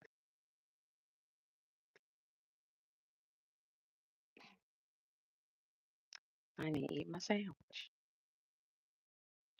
We have pictures, we have video, lots of it, mainly pictures. So much so, from way back then. And when I say way back then, I'm talking about way back then. We have pictures that are from hell times when my parents were alive. It wasn't that long ago. They were still doing it with pride. And now every time they do it with pride, it's just that they just throw the rock in their hand. They did it to themselves. And we know they did it. They're the only ones I had with that level of sickness in them. And you know what? In a way, I want to be like them. You know, I want to be like y'all. I do.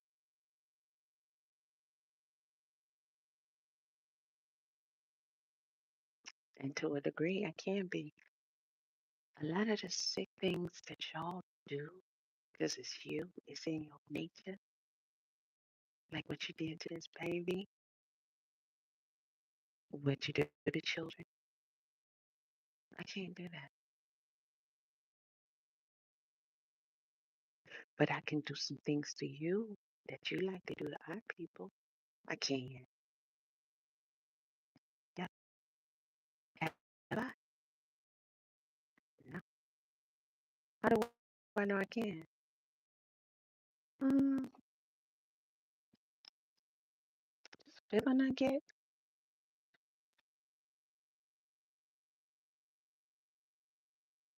Maybe my ancestors will work through me the same way y'all, forefathers, you don't get to use ancestors. Yeah, working through y'all and always will. So I's gonna always work through us too if we let them. Hmm. If we were built like y'all, you would not be here today. We're not like y'all. We do things. Our people do things. Some of our people do things like that, what y'all did to Preston,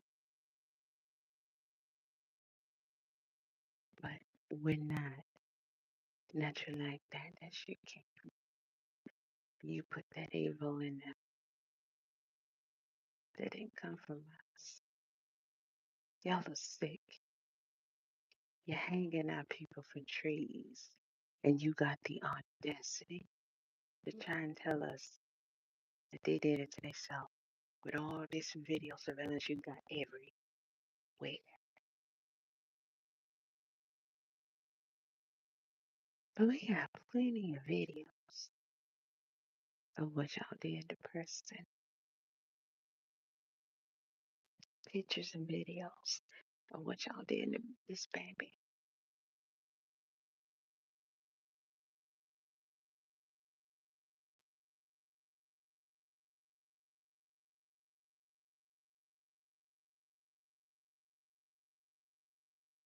You're sick.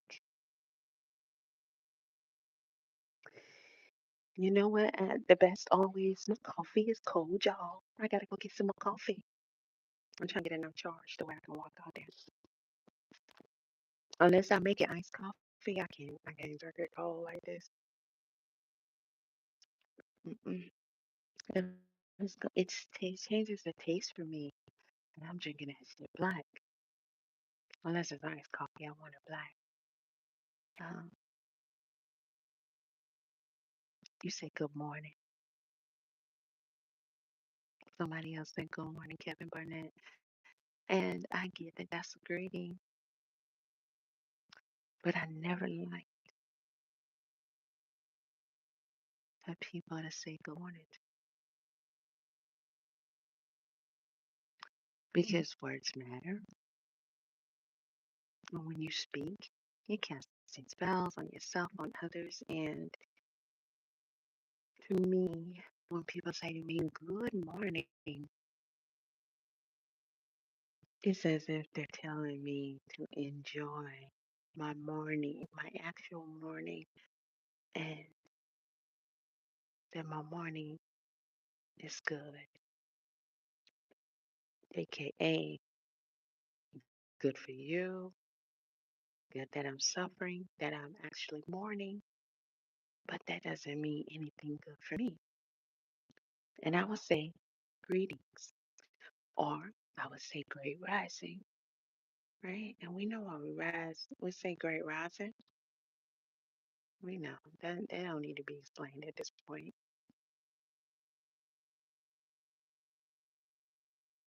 But I changed my outlook on that along the way. And it happened when I saw the picture of the sister hanging from that tree, stuck in rigor mortis, trying to get that rope or whatever they use from around her neck. As I'm watching all these clear people around me who clearly hate my people.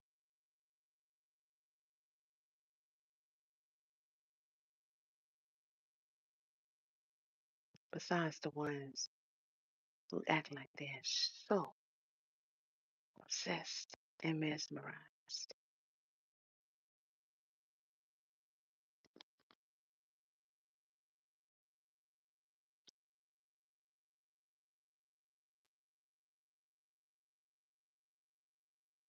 Mm.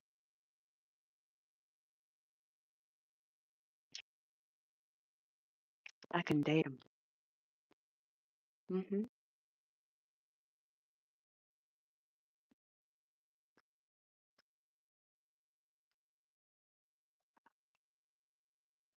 I just thought, wow.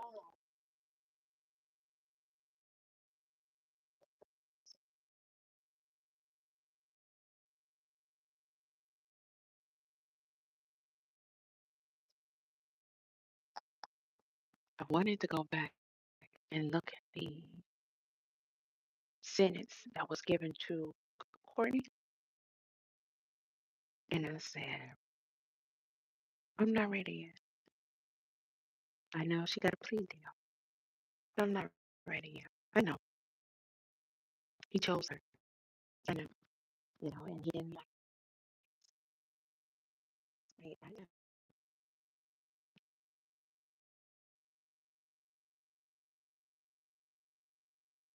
I know,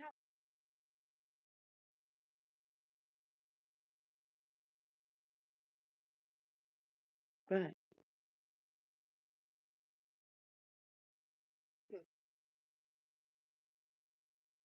it's the fact that this girl,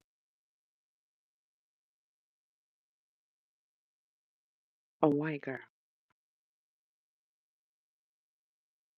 was dating one of our brothers, and I believe he was from Africa originally, and she was beating on him. She was abusing him.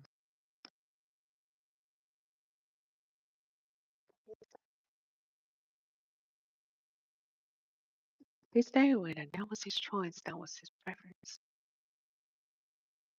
And he didn't want to let that go.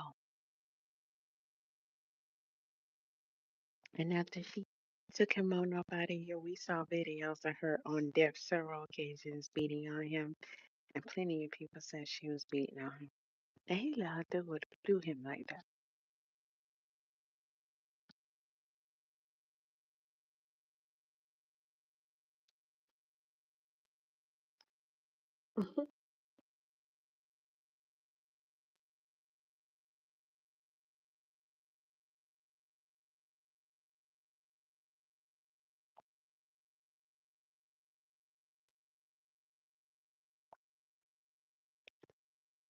Last night, I didn't look at that verdict and the plea deal because I know they undercharged her. She stabbed up that brother and was covered in blood.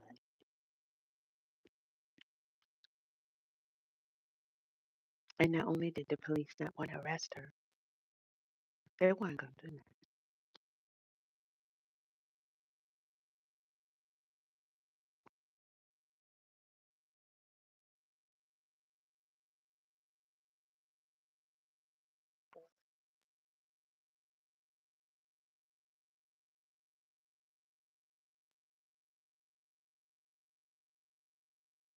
They did not want to make that girl pay. They didn't want to punish her or even put her in jail for stabbing clearly our brother. And she got out so easily. Or was this before she even got arrested? I think so. Walking around here and people was calling her out. And she was like that, like, how dare you?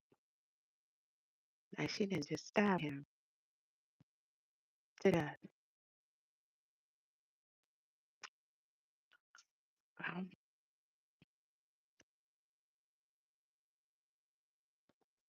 I knew if I went and looked and seen the plea deal and the license she got, I probably would have got back up time to this one guy. who, oh, he is, he, he wants me so bad. Mm.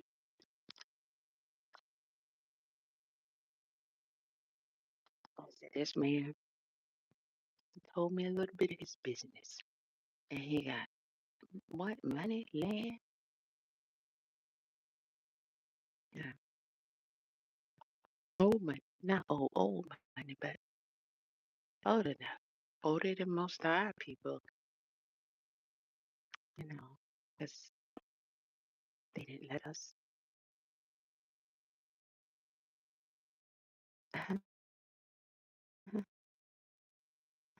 They stunted our people's growth when it comes to wealth. Well, I could go back and be like, you know what? Yeah, here's my number.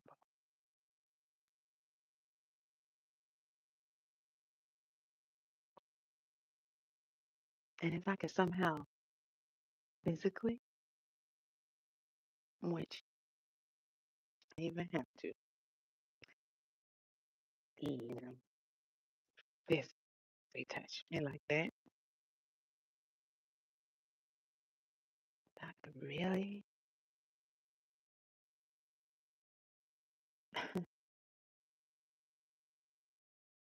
get a little, just a little satisfaction.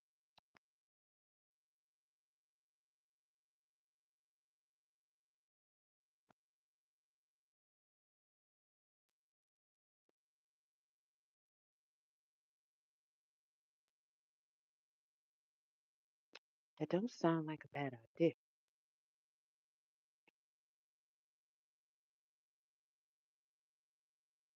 Mm,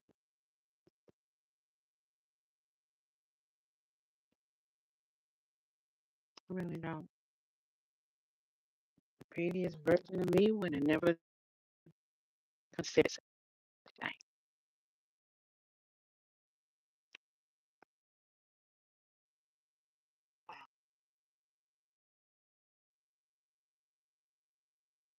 You don't act like you're not in war when you're in war.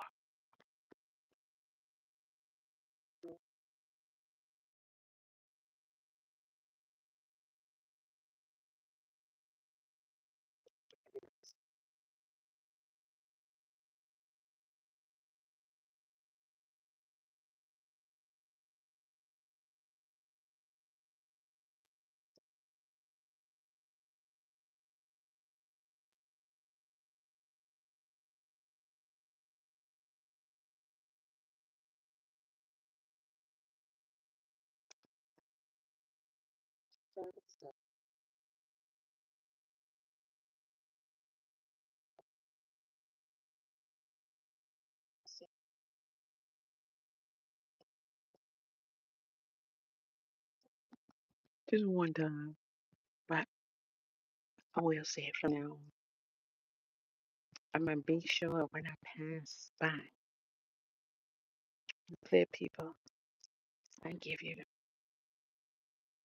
a very nice, very personal. Mm, and say to you, good morning,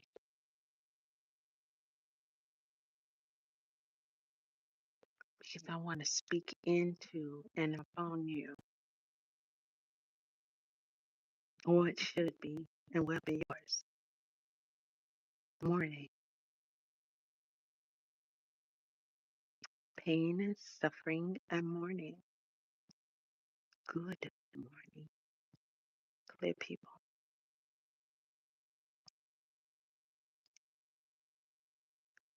Rest well, baby. Baby Preston, I don't believe that you'll come back. I don't believe your people were never supposed to be here in the first place. You had to be born to a trash mother, clearly a trash father, tortured and eliminated by you people, clear people, Oh, baby.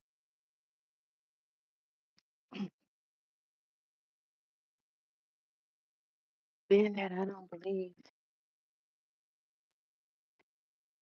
that clear people are spiritual,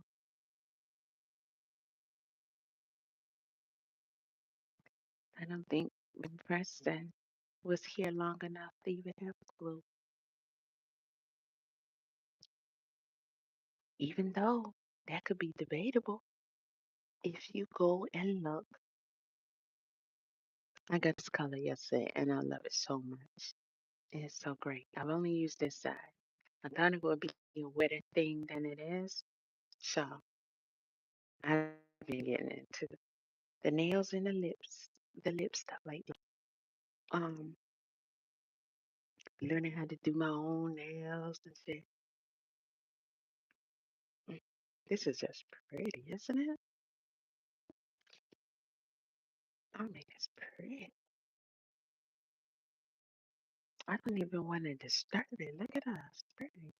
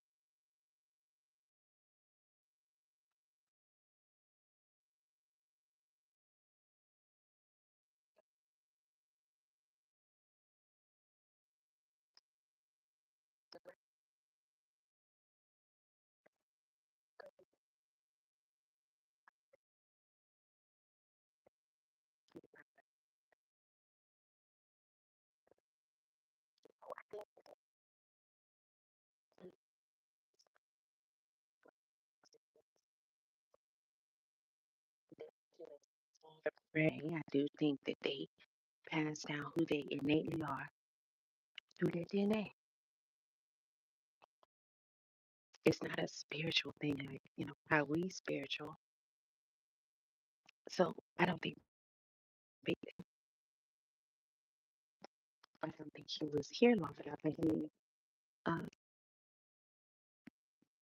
he old enough. I believe that them knowing who they are kicks in through their blood, through their DNA from their forefathers. Line with, and then the rest of them that are here reinforce it. So they make sure they know. So I believe people say children are born racist, they're created untaught. I believe that, but I believe that it's in them, it's in their bloodline.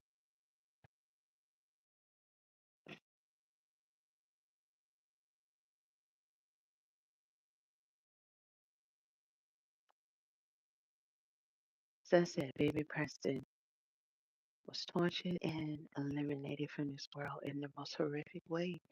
And he didn't even understand. This is white on white crime. This is my own people. First, my mama was shit and went back to prison on a violation, even though she was bringing me into this crazy world. So that left me in the hands of others, and look what they did. My own people, white on white crime, clear people. That's what type of individuals they are. But I ain't gonna lie.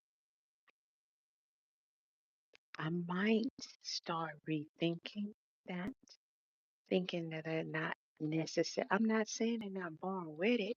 It's in them. I believe that this is in them.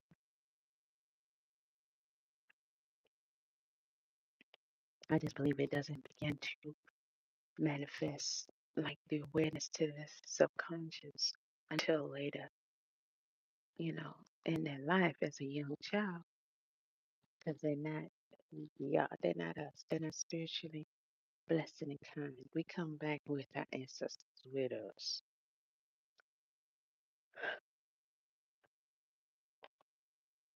some of them be more front center than others, but they be there. But when I look at that video, baby Preston, the one, and I wish I had my other device so I can just pop it up. I would have showed the video of him when he's been tortured and he woke up, and I would show the video of his raggedy adopted father when he first brought to the ER when he was passing away. Now, that video,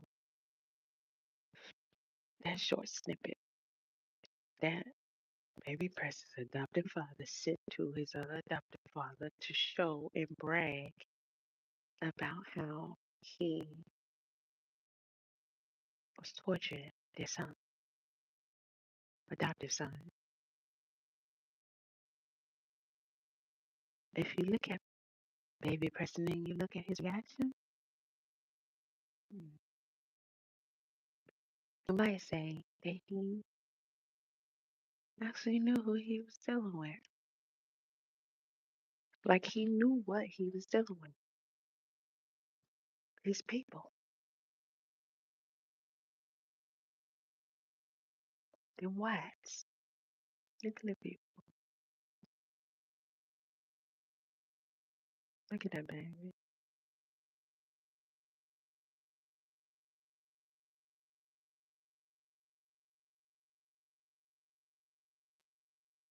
I don't know if some of y'all know. I don't know how much y'all, that's crazy. I don't know how much y'all know about our history. A lot of you people like uh, younger one and you even 30s and below. I don't know how much y'all know. Because they going overboard for y'all not to know the truth. It's okay. Just join. I'm not even gonna make it members only, none of that shit. Bruh, front and center. Tune in to my series. We're gonna talk about these clippy. And they like, look at this, babe. They said our DNA is trash. We're the laziest. We're the most violent. We ain't pure. We ain't real.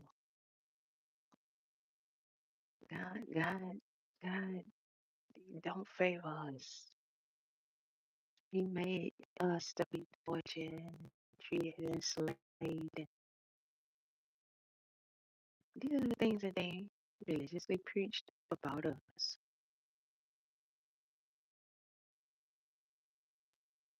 Mm. Y'all children are the ones that go out here and shoot up school after school after school with other innocent children and adults in their school. The institution that y'all designed and set up and made it demanding so that every child can get programmed,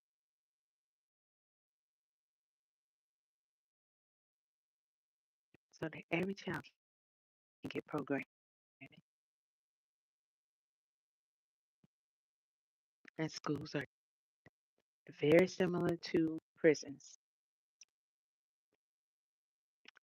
Schools, many children and adults, many of their kind is children. Their kind is also their people, the whites.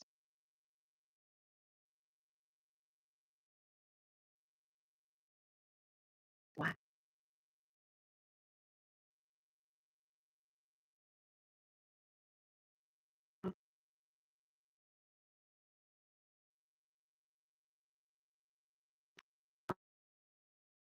Many you clear people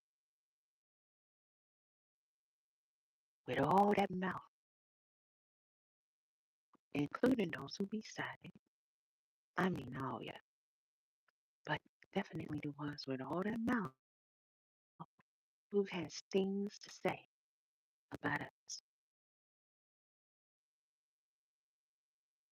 Why are your children filling these schools?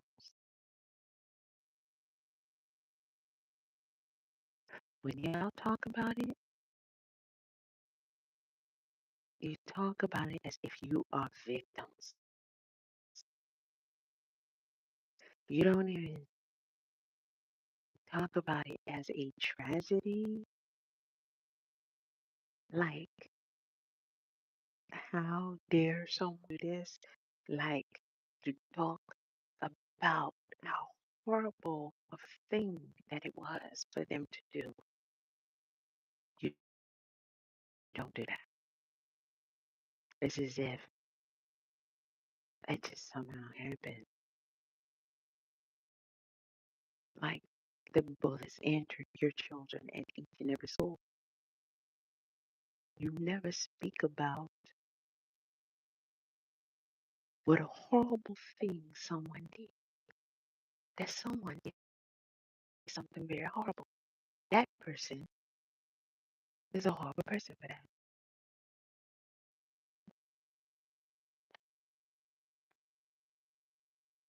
Because you talk about yourself.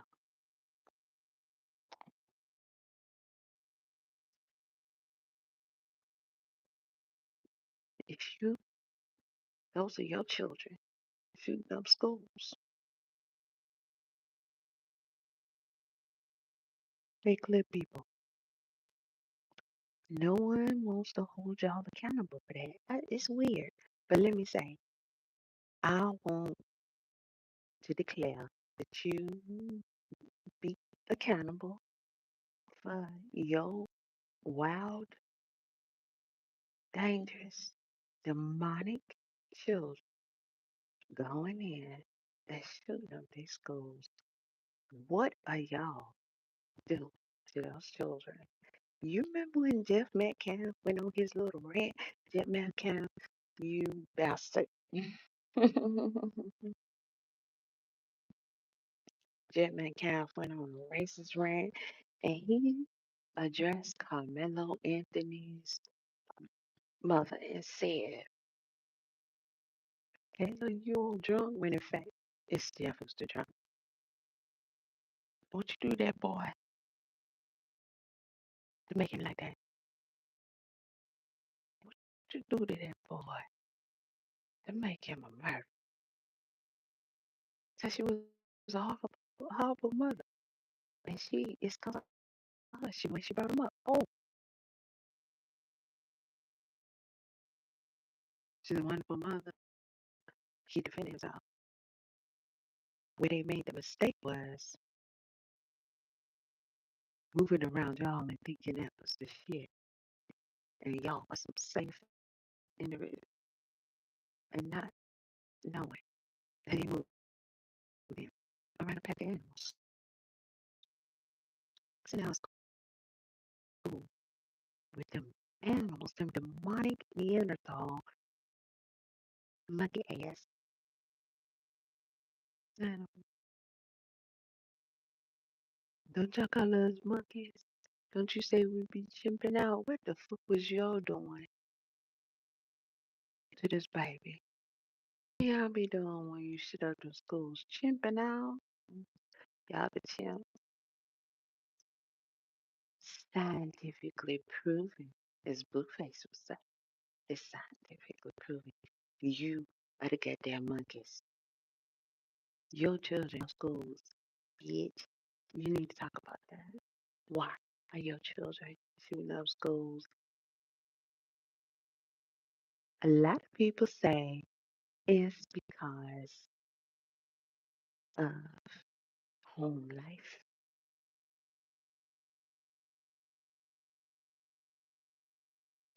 That sounds about right. Because in there what y'all was saying about our children, now these motherfuckers gonna peek in. Okay, what? To say what? I can't talk, speak.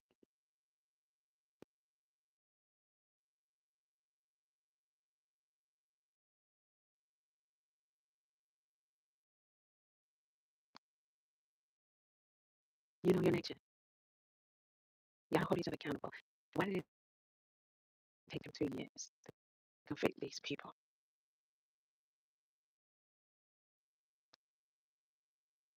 And their life in prison, and they're gonna be protected.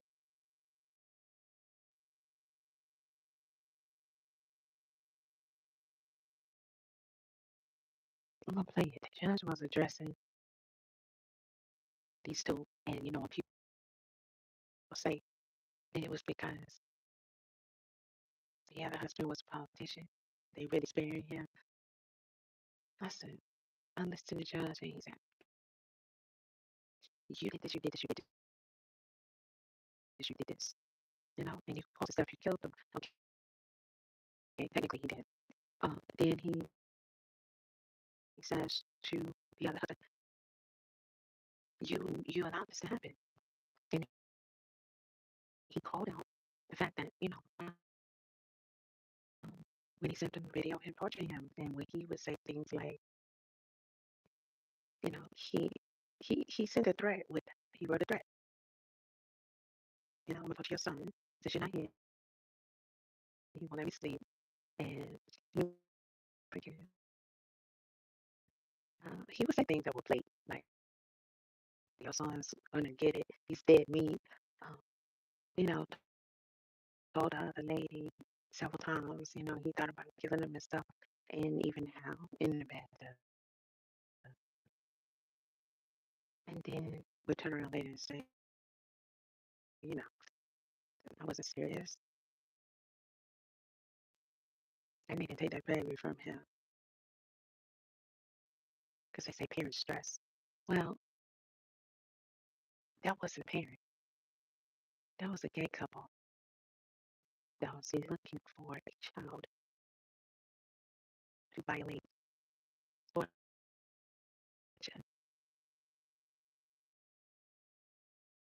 Then you said, see, that's the ex-boy. No parental instincts at all. So you can't even categorize it as you would an actual parent. And you would still be concerned for any parent to make that statement. Maybe one time. But I think even after they say it one time, whether they're joking or not, they would say to themselves, I can't do that. That's too much. That sounds a little weird. Joking or not, I can't talk like that about my baby.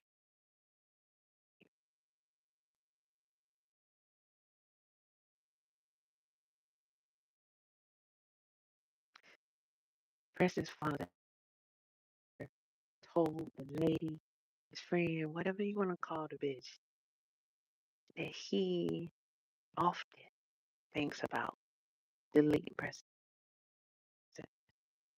He said he think about drowning him in the bathtub.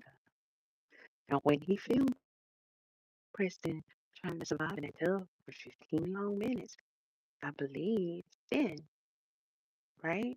He was hoping he'd die. Who knows? Because he ain't telling us. But for whatever reason, he eventually helped the child, I think, or the child got itself out the water. I gotta go back and see if the judge is clear about that. But he watched him struggle for 15 minutes. Now, um, when he brought Preston to the hospital, they told the hospital staff, this how dumb these motherfuckers are. Y'all some dumbasses. Preston, you come from a race of dumbasses. Neanderthal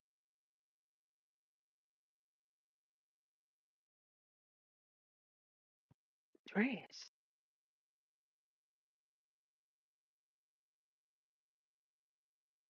I'm not gonna apologize to you, boy. But it's unfortunate because you're so cute that you have to go through this for your own people.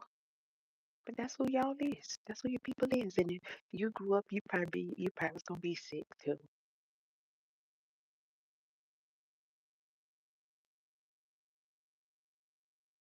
Trash. Dummies. Them two men took that baby Preston right here to the ER and told him Preston had a seizure, and after he calmed down, he put Preston in the bathtub. And again, it would be without his seat. And somehow he walked away for a hot minute and Preston drowned. They put him out and rushed him to the hospital. And you know what was questioned? Again, but they had no other choice but to follow through with their questions and concerns because this time Preston had actually died. And every other time that they brought Preston to the hospital, it was the same shit. It was just like that. Something bad happened to Preston. They gave them a dumbass story that didn't make no sense. And they said, in they Scooby Doo voice, "Hey, right? Oh well, took him home. I said, no biggie. We'll see you next time when he's injured again. Well, this time they had no other choice because Preston didn't live. That baby right there, he didn't live. That cutie pie right there. Is this a blonde haired, blue eyed baby? Is this a perfect little Aryan baby right here? Y'all be talking about? Listen, one of these mofos came and looked at Preston and said he the biggest mouth I've ever seen on a child that age.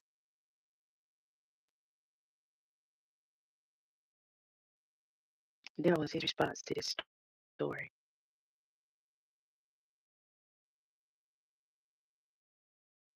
When these men seen Preston,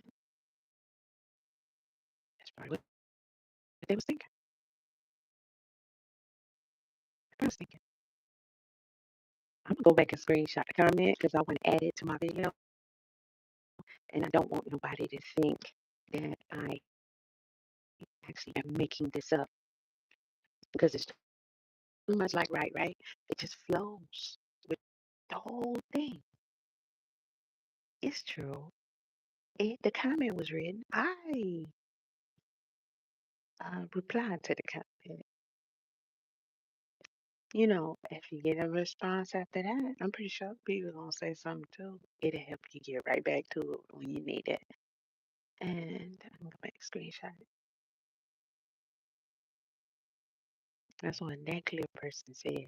Said that baby got a big mouth for a child that small. And maybe when Preston's adoptive gay married fathers first seen him, they didn't say look at those signs. They said look at that mouth. For a baby,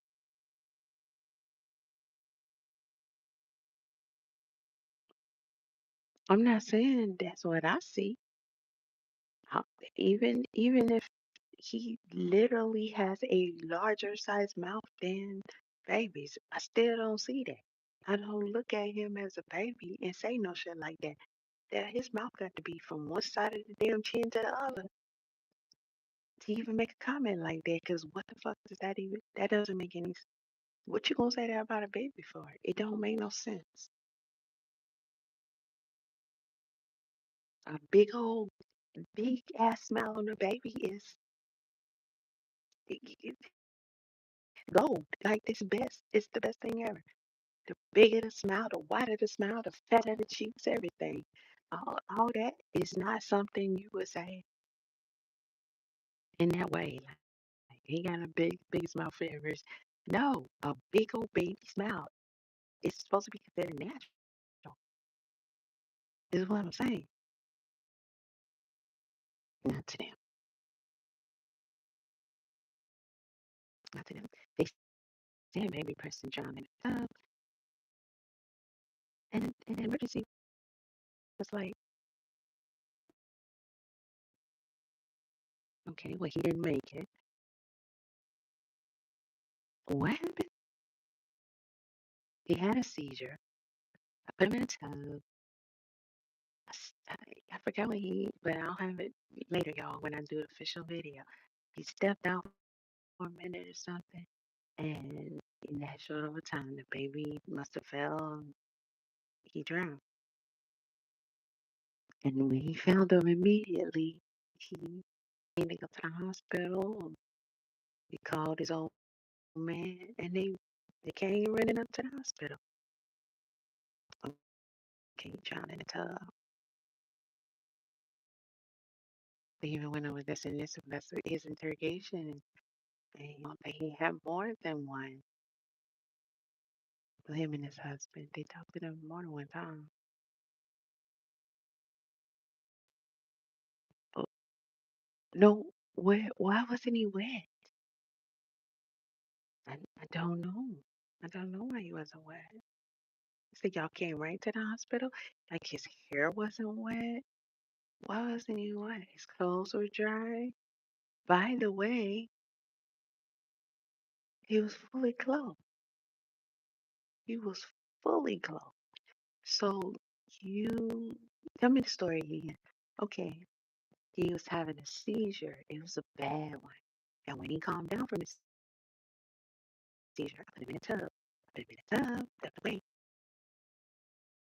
and he was drowning. And I saw he wasn't in okay, so I took him, I called my husband, came up here. So where did y'all have time to put the clothes on? Uh, uh, uh, uh, uh. Hmm. Okay, it's not wet. His hair wasn't wet. Didn't look like he had recently been wet. Boy, you on them breaks. Fully clothed. So you couldn't have took him straight from the bathtub. You not gonna fully dress up a dying baby. You probably grab a blanket. Okay, so that ain't making no sense. All right, so you let the water out the tub.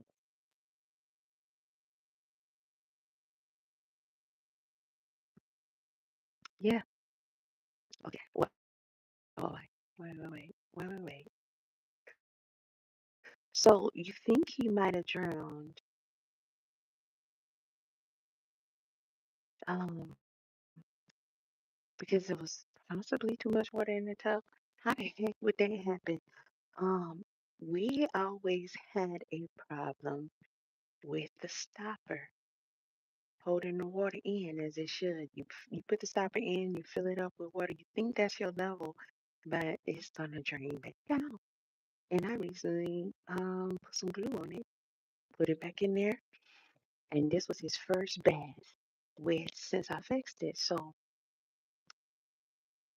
investigator says, do you think that it was holding up the water? So Preston was in the water in a bath with too much water, and of course he's not in his safety seat. Well, I don't know that I can say that it was holding the amount of water that was in, filled in the bathtub because this was his first time using it. So I can't say that it was holding the amount of water. I'm just listening to this like this investment's not going well, and your answers is just really not helping it to go well. You might want to stop. Nah, these men were confident that nothing will happen to them when this baby passed. Then that nothing would happen to them when this baby passed. Typical. I do it to whomever I want. And they have sadistic, wild desires and urges, pain, torture, weird sexual shit, and death. They got statues still up of them and children. Statues still up of them with children having their penis in their mouth. Standing the child in front of them with their head in between the statue's legs. Plain as day. And your president says he wants to take down every damn thing else but that.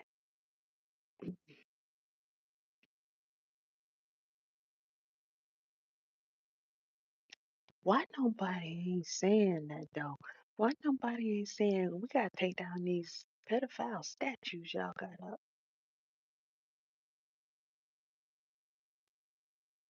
Curious question, curious thought. Well, these people say they didn't do anything to him. They not sexual with him. Wasn't nothing wrong with the way you fathered him. All the videos, all the pictures. He said he ain't do it. He ain't do it. 'Cause, he ain't do it. Mm-mm. He said something. He said it like, mm-mm. But they say the baby drowned in the tub. He didn't have no wet hair. He didn't have the nakedness of being taken from the tub to the ER. He was fully clothed, clothes, shoes, clothes and shoes, clothes, socks and shoes. But you say you pulled him out the tub. Hmm. So he said he don't know if the tub worked, stopper worked, and it held the water in. Because I think the detective was trying to say, well, that you don't have too much water, even though we don't leave a baby supervised in the tub. Y'all know this. And the baby needs to also be in his safety seat.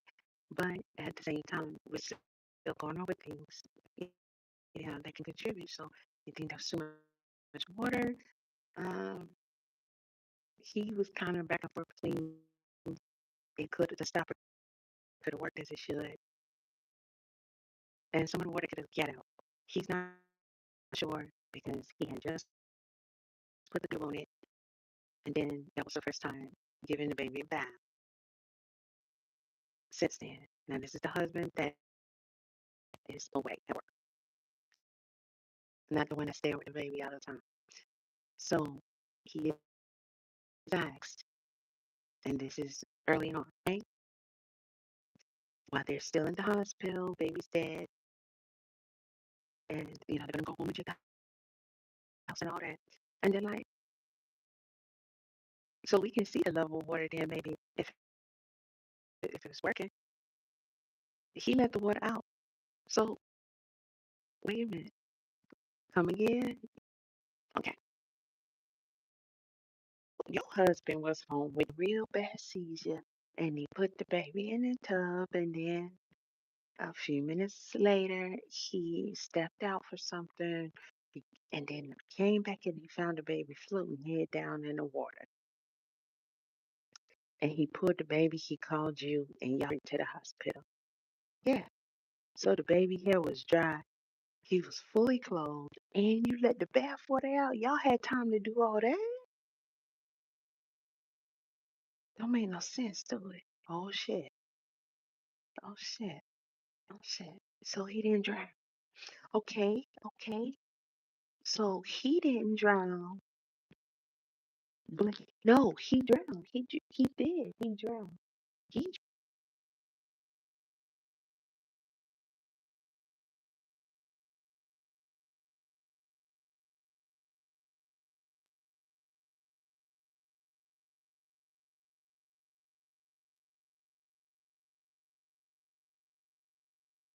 at the bottom. So he insists baby drowned. Baby Preston. He insists that baby. I'm trying to get the right angle. So okay, there we go. Let me turn this way a little bit. Apparently, you can't talk fairly low in the gym. Well, I mean, the other time my man working out. I was in a video day yesterday working out. I was trying to say feeling today, but it's cool. Because I'm gonna hit it one more time. I'll leave probably. Um, and I really gotta get back. I don't know if she was working in Atlanta. Um, so y'all saying that the baby was drowning in the tub, and you found him upside down in the water, lifeless,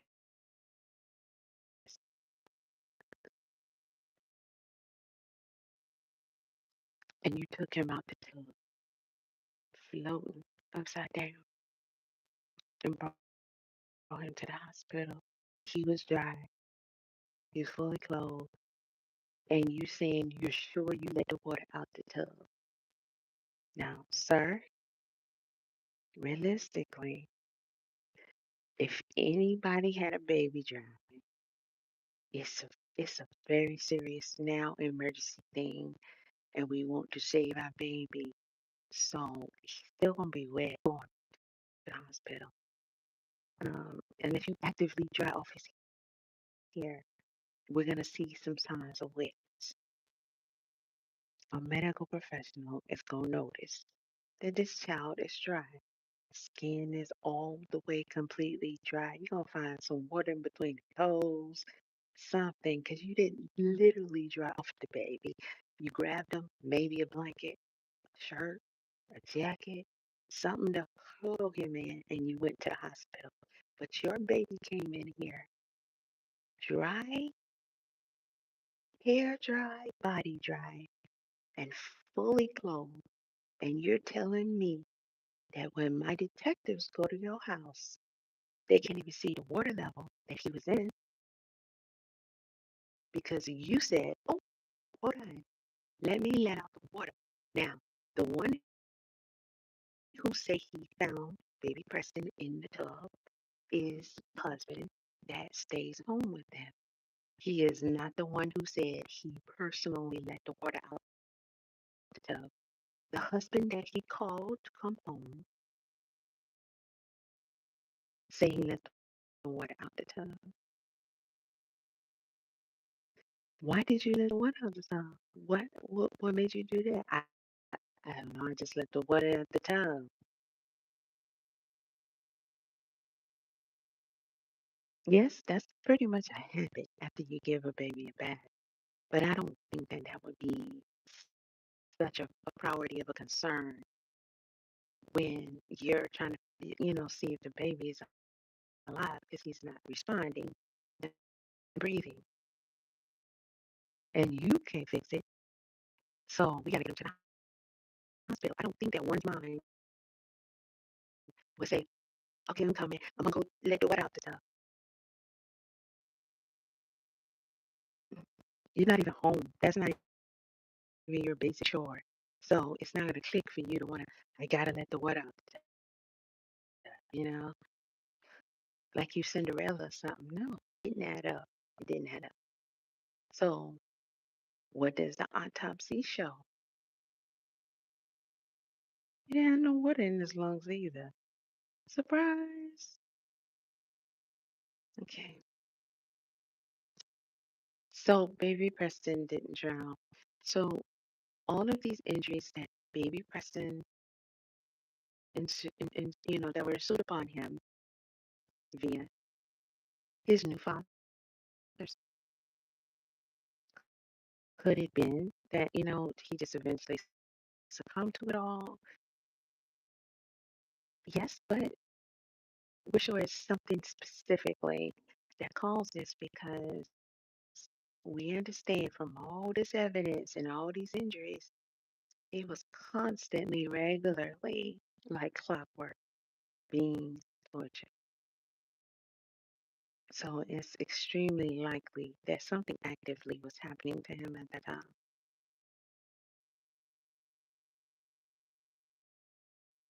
So when they convicted them, they had come to a conclusion that he escaped somehow, and so they were able to charge him with actually deleting this baby. It took them 2 years to bring them in, arrest them, and try them. Now they were interviewing them, yes, but 2 years, they weren't to let these men get away with this. That's a problem.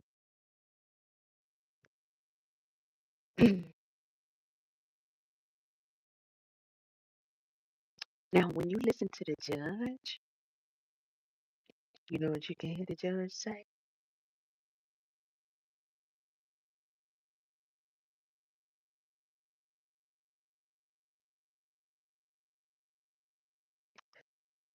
I can't remember verbatim, but I recall enough to know that I can, somewhat roundabout tell you what he said and still be sure that I'm accurate. He said, when they convicted him and he was going over those 15 counts, 15, 16 counts that they were going to punish him on, find him guilty of, he know that he caused somehow the baby to die from, being from asphyxiation, and he was doing something to him at the time.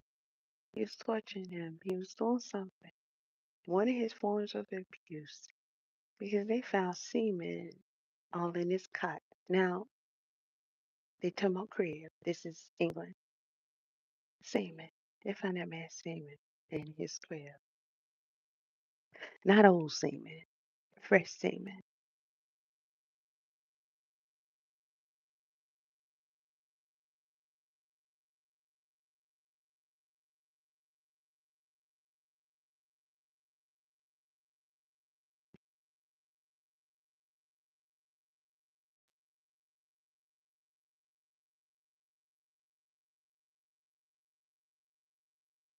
Well, you know, what I saw updated this morning?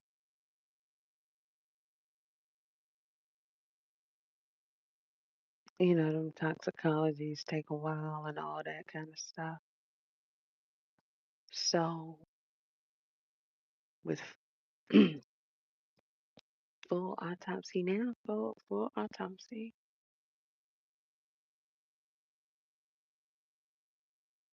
they have now concluded that baby Preston,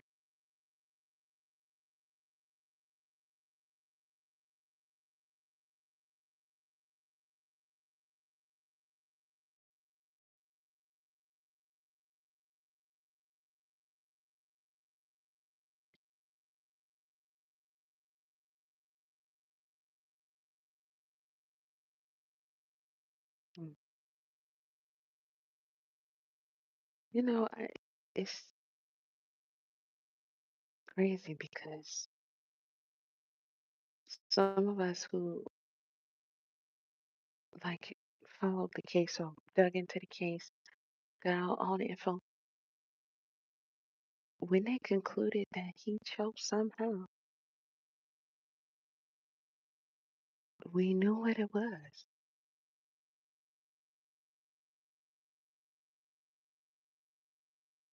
We were just hoping that they were gonna be sure and be very upfront and clear about that. And That's the very least y'all can do for baby Preston.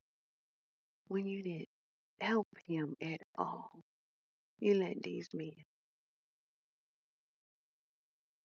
sexually violate this child for 4 months, along with mental, emotional, and physical abuse and torture.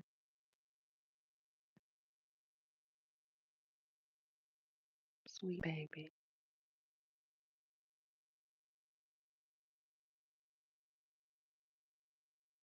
But it's official and it is um, duly noted.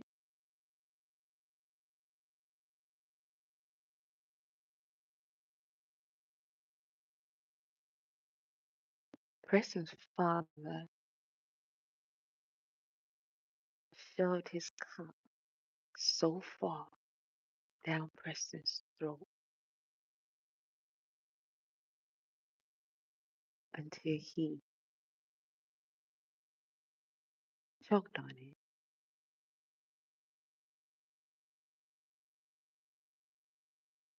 And his semen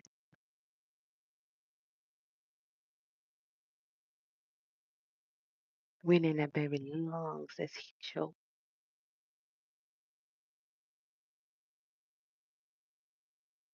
And toxicology and autopsy proves that it wasn't just semen in the crib. That's how much he was really getting off on this baby. And all these people was letting it happen over and over and over again. Now, can you imagine not being cool with this? Because so many people in this world are, and they want to do it. And these people, these clear people, they don't care if it's their own. Because something is making these boys go shoot up to school. And I have seen victims, children, tell it about their fathers and their father's friends.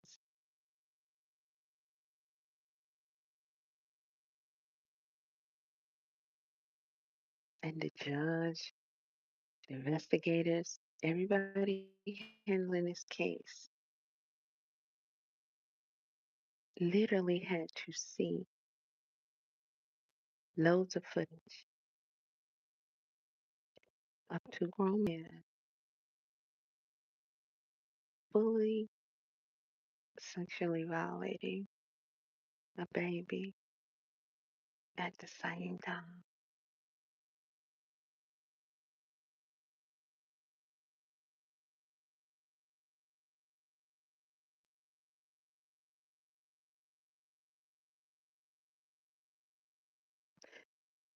And if you have never heard a judge make it clear and make it plain, like Malcolm X would say, make it plain that he literally sat and watched this man record himself and his husband simultaneously violating this child. And the father putting his penis down the baby throat. He say, the judge say, in one shot, he explains how they had the baby in the crib with his neck like this over the railing. And then he said anybody will know that that's not a good way for the child to be. It's not safe. It's gonna cause, you know, it can cause harm or death. And you can see that the baby was not conscious and he was not okay. And you would expect anybody to go and help the baby. But what they did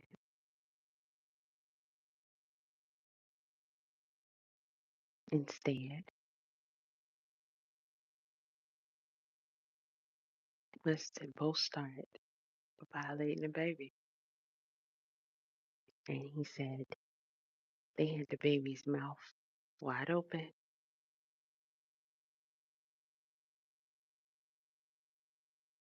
And Preston's father began to put his penis down Preston's throat. And Preston turned blue.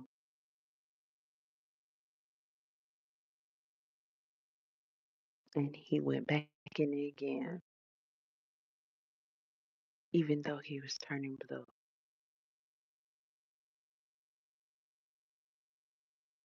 I'm trying to remember how long it was after that video that he passed away. But it was very shortly. Maybe a couple of weeks, probably less than that.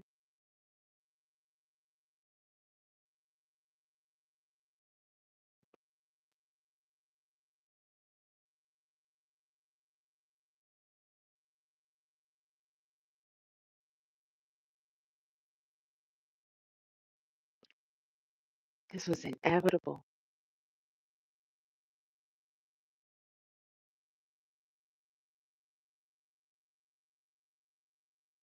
God gave through Preston a lot of people,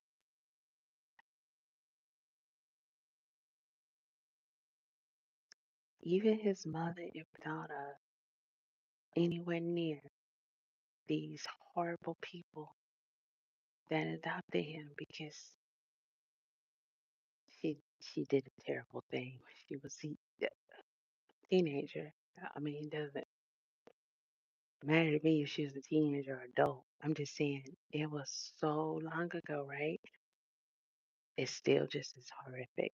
They tortured and that elderly lady that was nice to them, if I recall, they were gonna make money and she was gonna get him some money to help her, right? And I'm not sure if they had did helped her before, but you can clearly see they was on that shit. She did her I ain't gonna say she did her time because the bitch wouldn't have been out in my opinion. Um, it's interesting. Much as they used to hang out people for lies, shit they ain't never even do. Y'all get away with all kind of shit. Preston's mother tortured and killed. Oh, wait a minute now. Because when you think about it, his mother tortured and killed the lady. I mean, she was one of them. There you go again. White on white crime. Don't y'all do it? Don't y'all do it? Hey, guess what? I thought of this just now. Anytime I hear y'all say damn black crime, I'm gonna say Charlie Kirk. That's all I gotta say.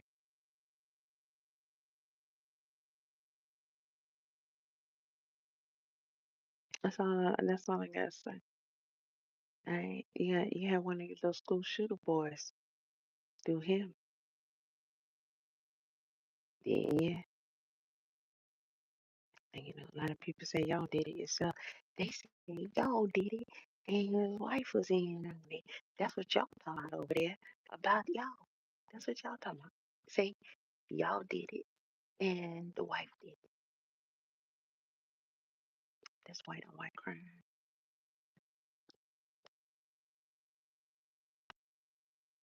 I'm gonna do an official video on this story. But yeah, that's what was released recently. And I found this out this morning. I'm in agreement with y'all saying good morning. this point. There's a lot of mourning to do. It is.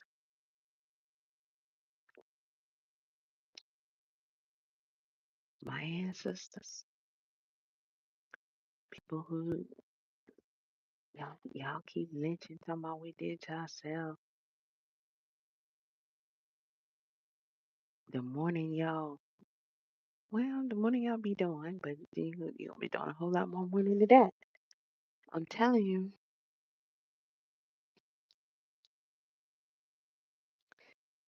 And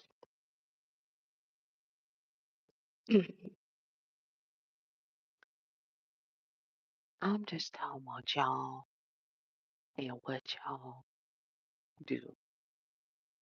I'm talking about the pale people. I'm talking about them clear people. Because I'm going to keep it real with you. I'm a woman. We got instincts. We love the babies and the cuties. And yes, yes, I cannot tell a lie. Um, we weep for what this child went through. Who wouldn't? Who wouldn't? Who wouldn't? But you can't stay there. You can't stay there. Not for theirs. Not for theirs. They say stuff like, trash eat the trash and all that. You know, they say all kind of shit. When our people kill each other, they think, good, pretty much. I mean, this boy mama gave birth to him in prison because she tortured and killed a lady. And it was a clear lady, too. It was some more white on white crime. And then look what happened to your son. Hell, not even 2 years after he was born.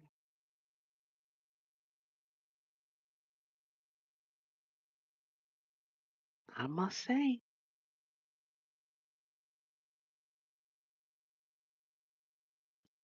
and it was by them damn clear people. Clear on clear crime all the way around. Well, I mean, for once, it wasn't one of ours that y'all did it to.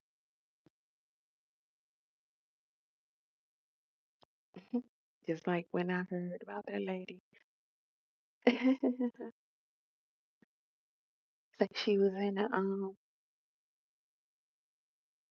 Florida lakes with her boyfriend, and shit, they oh, I like this cup. It pops. They was in the Florida lakes. My booty taking shape a little bit. I can work on it some more ways. But they was in the Florida lakes shop, and the girl got ate by the alligator. That is a funny story to me. Mm, mm, mm.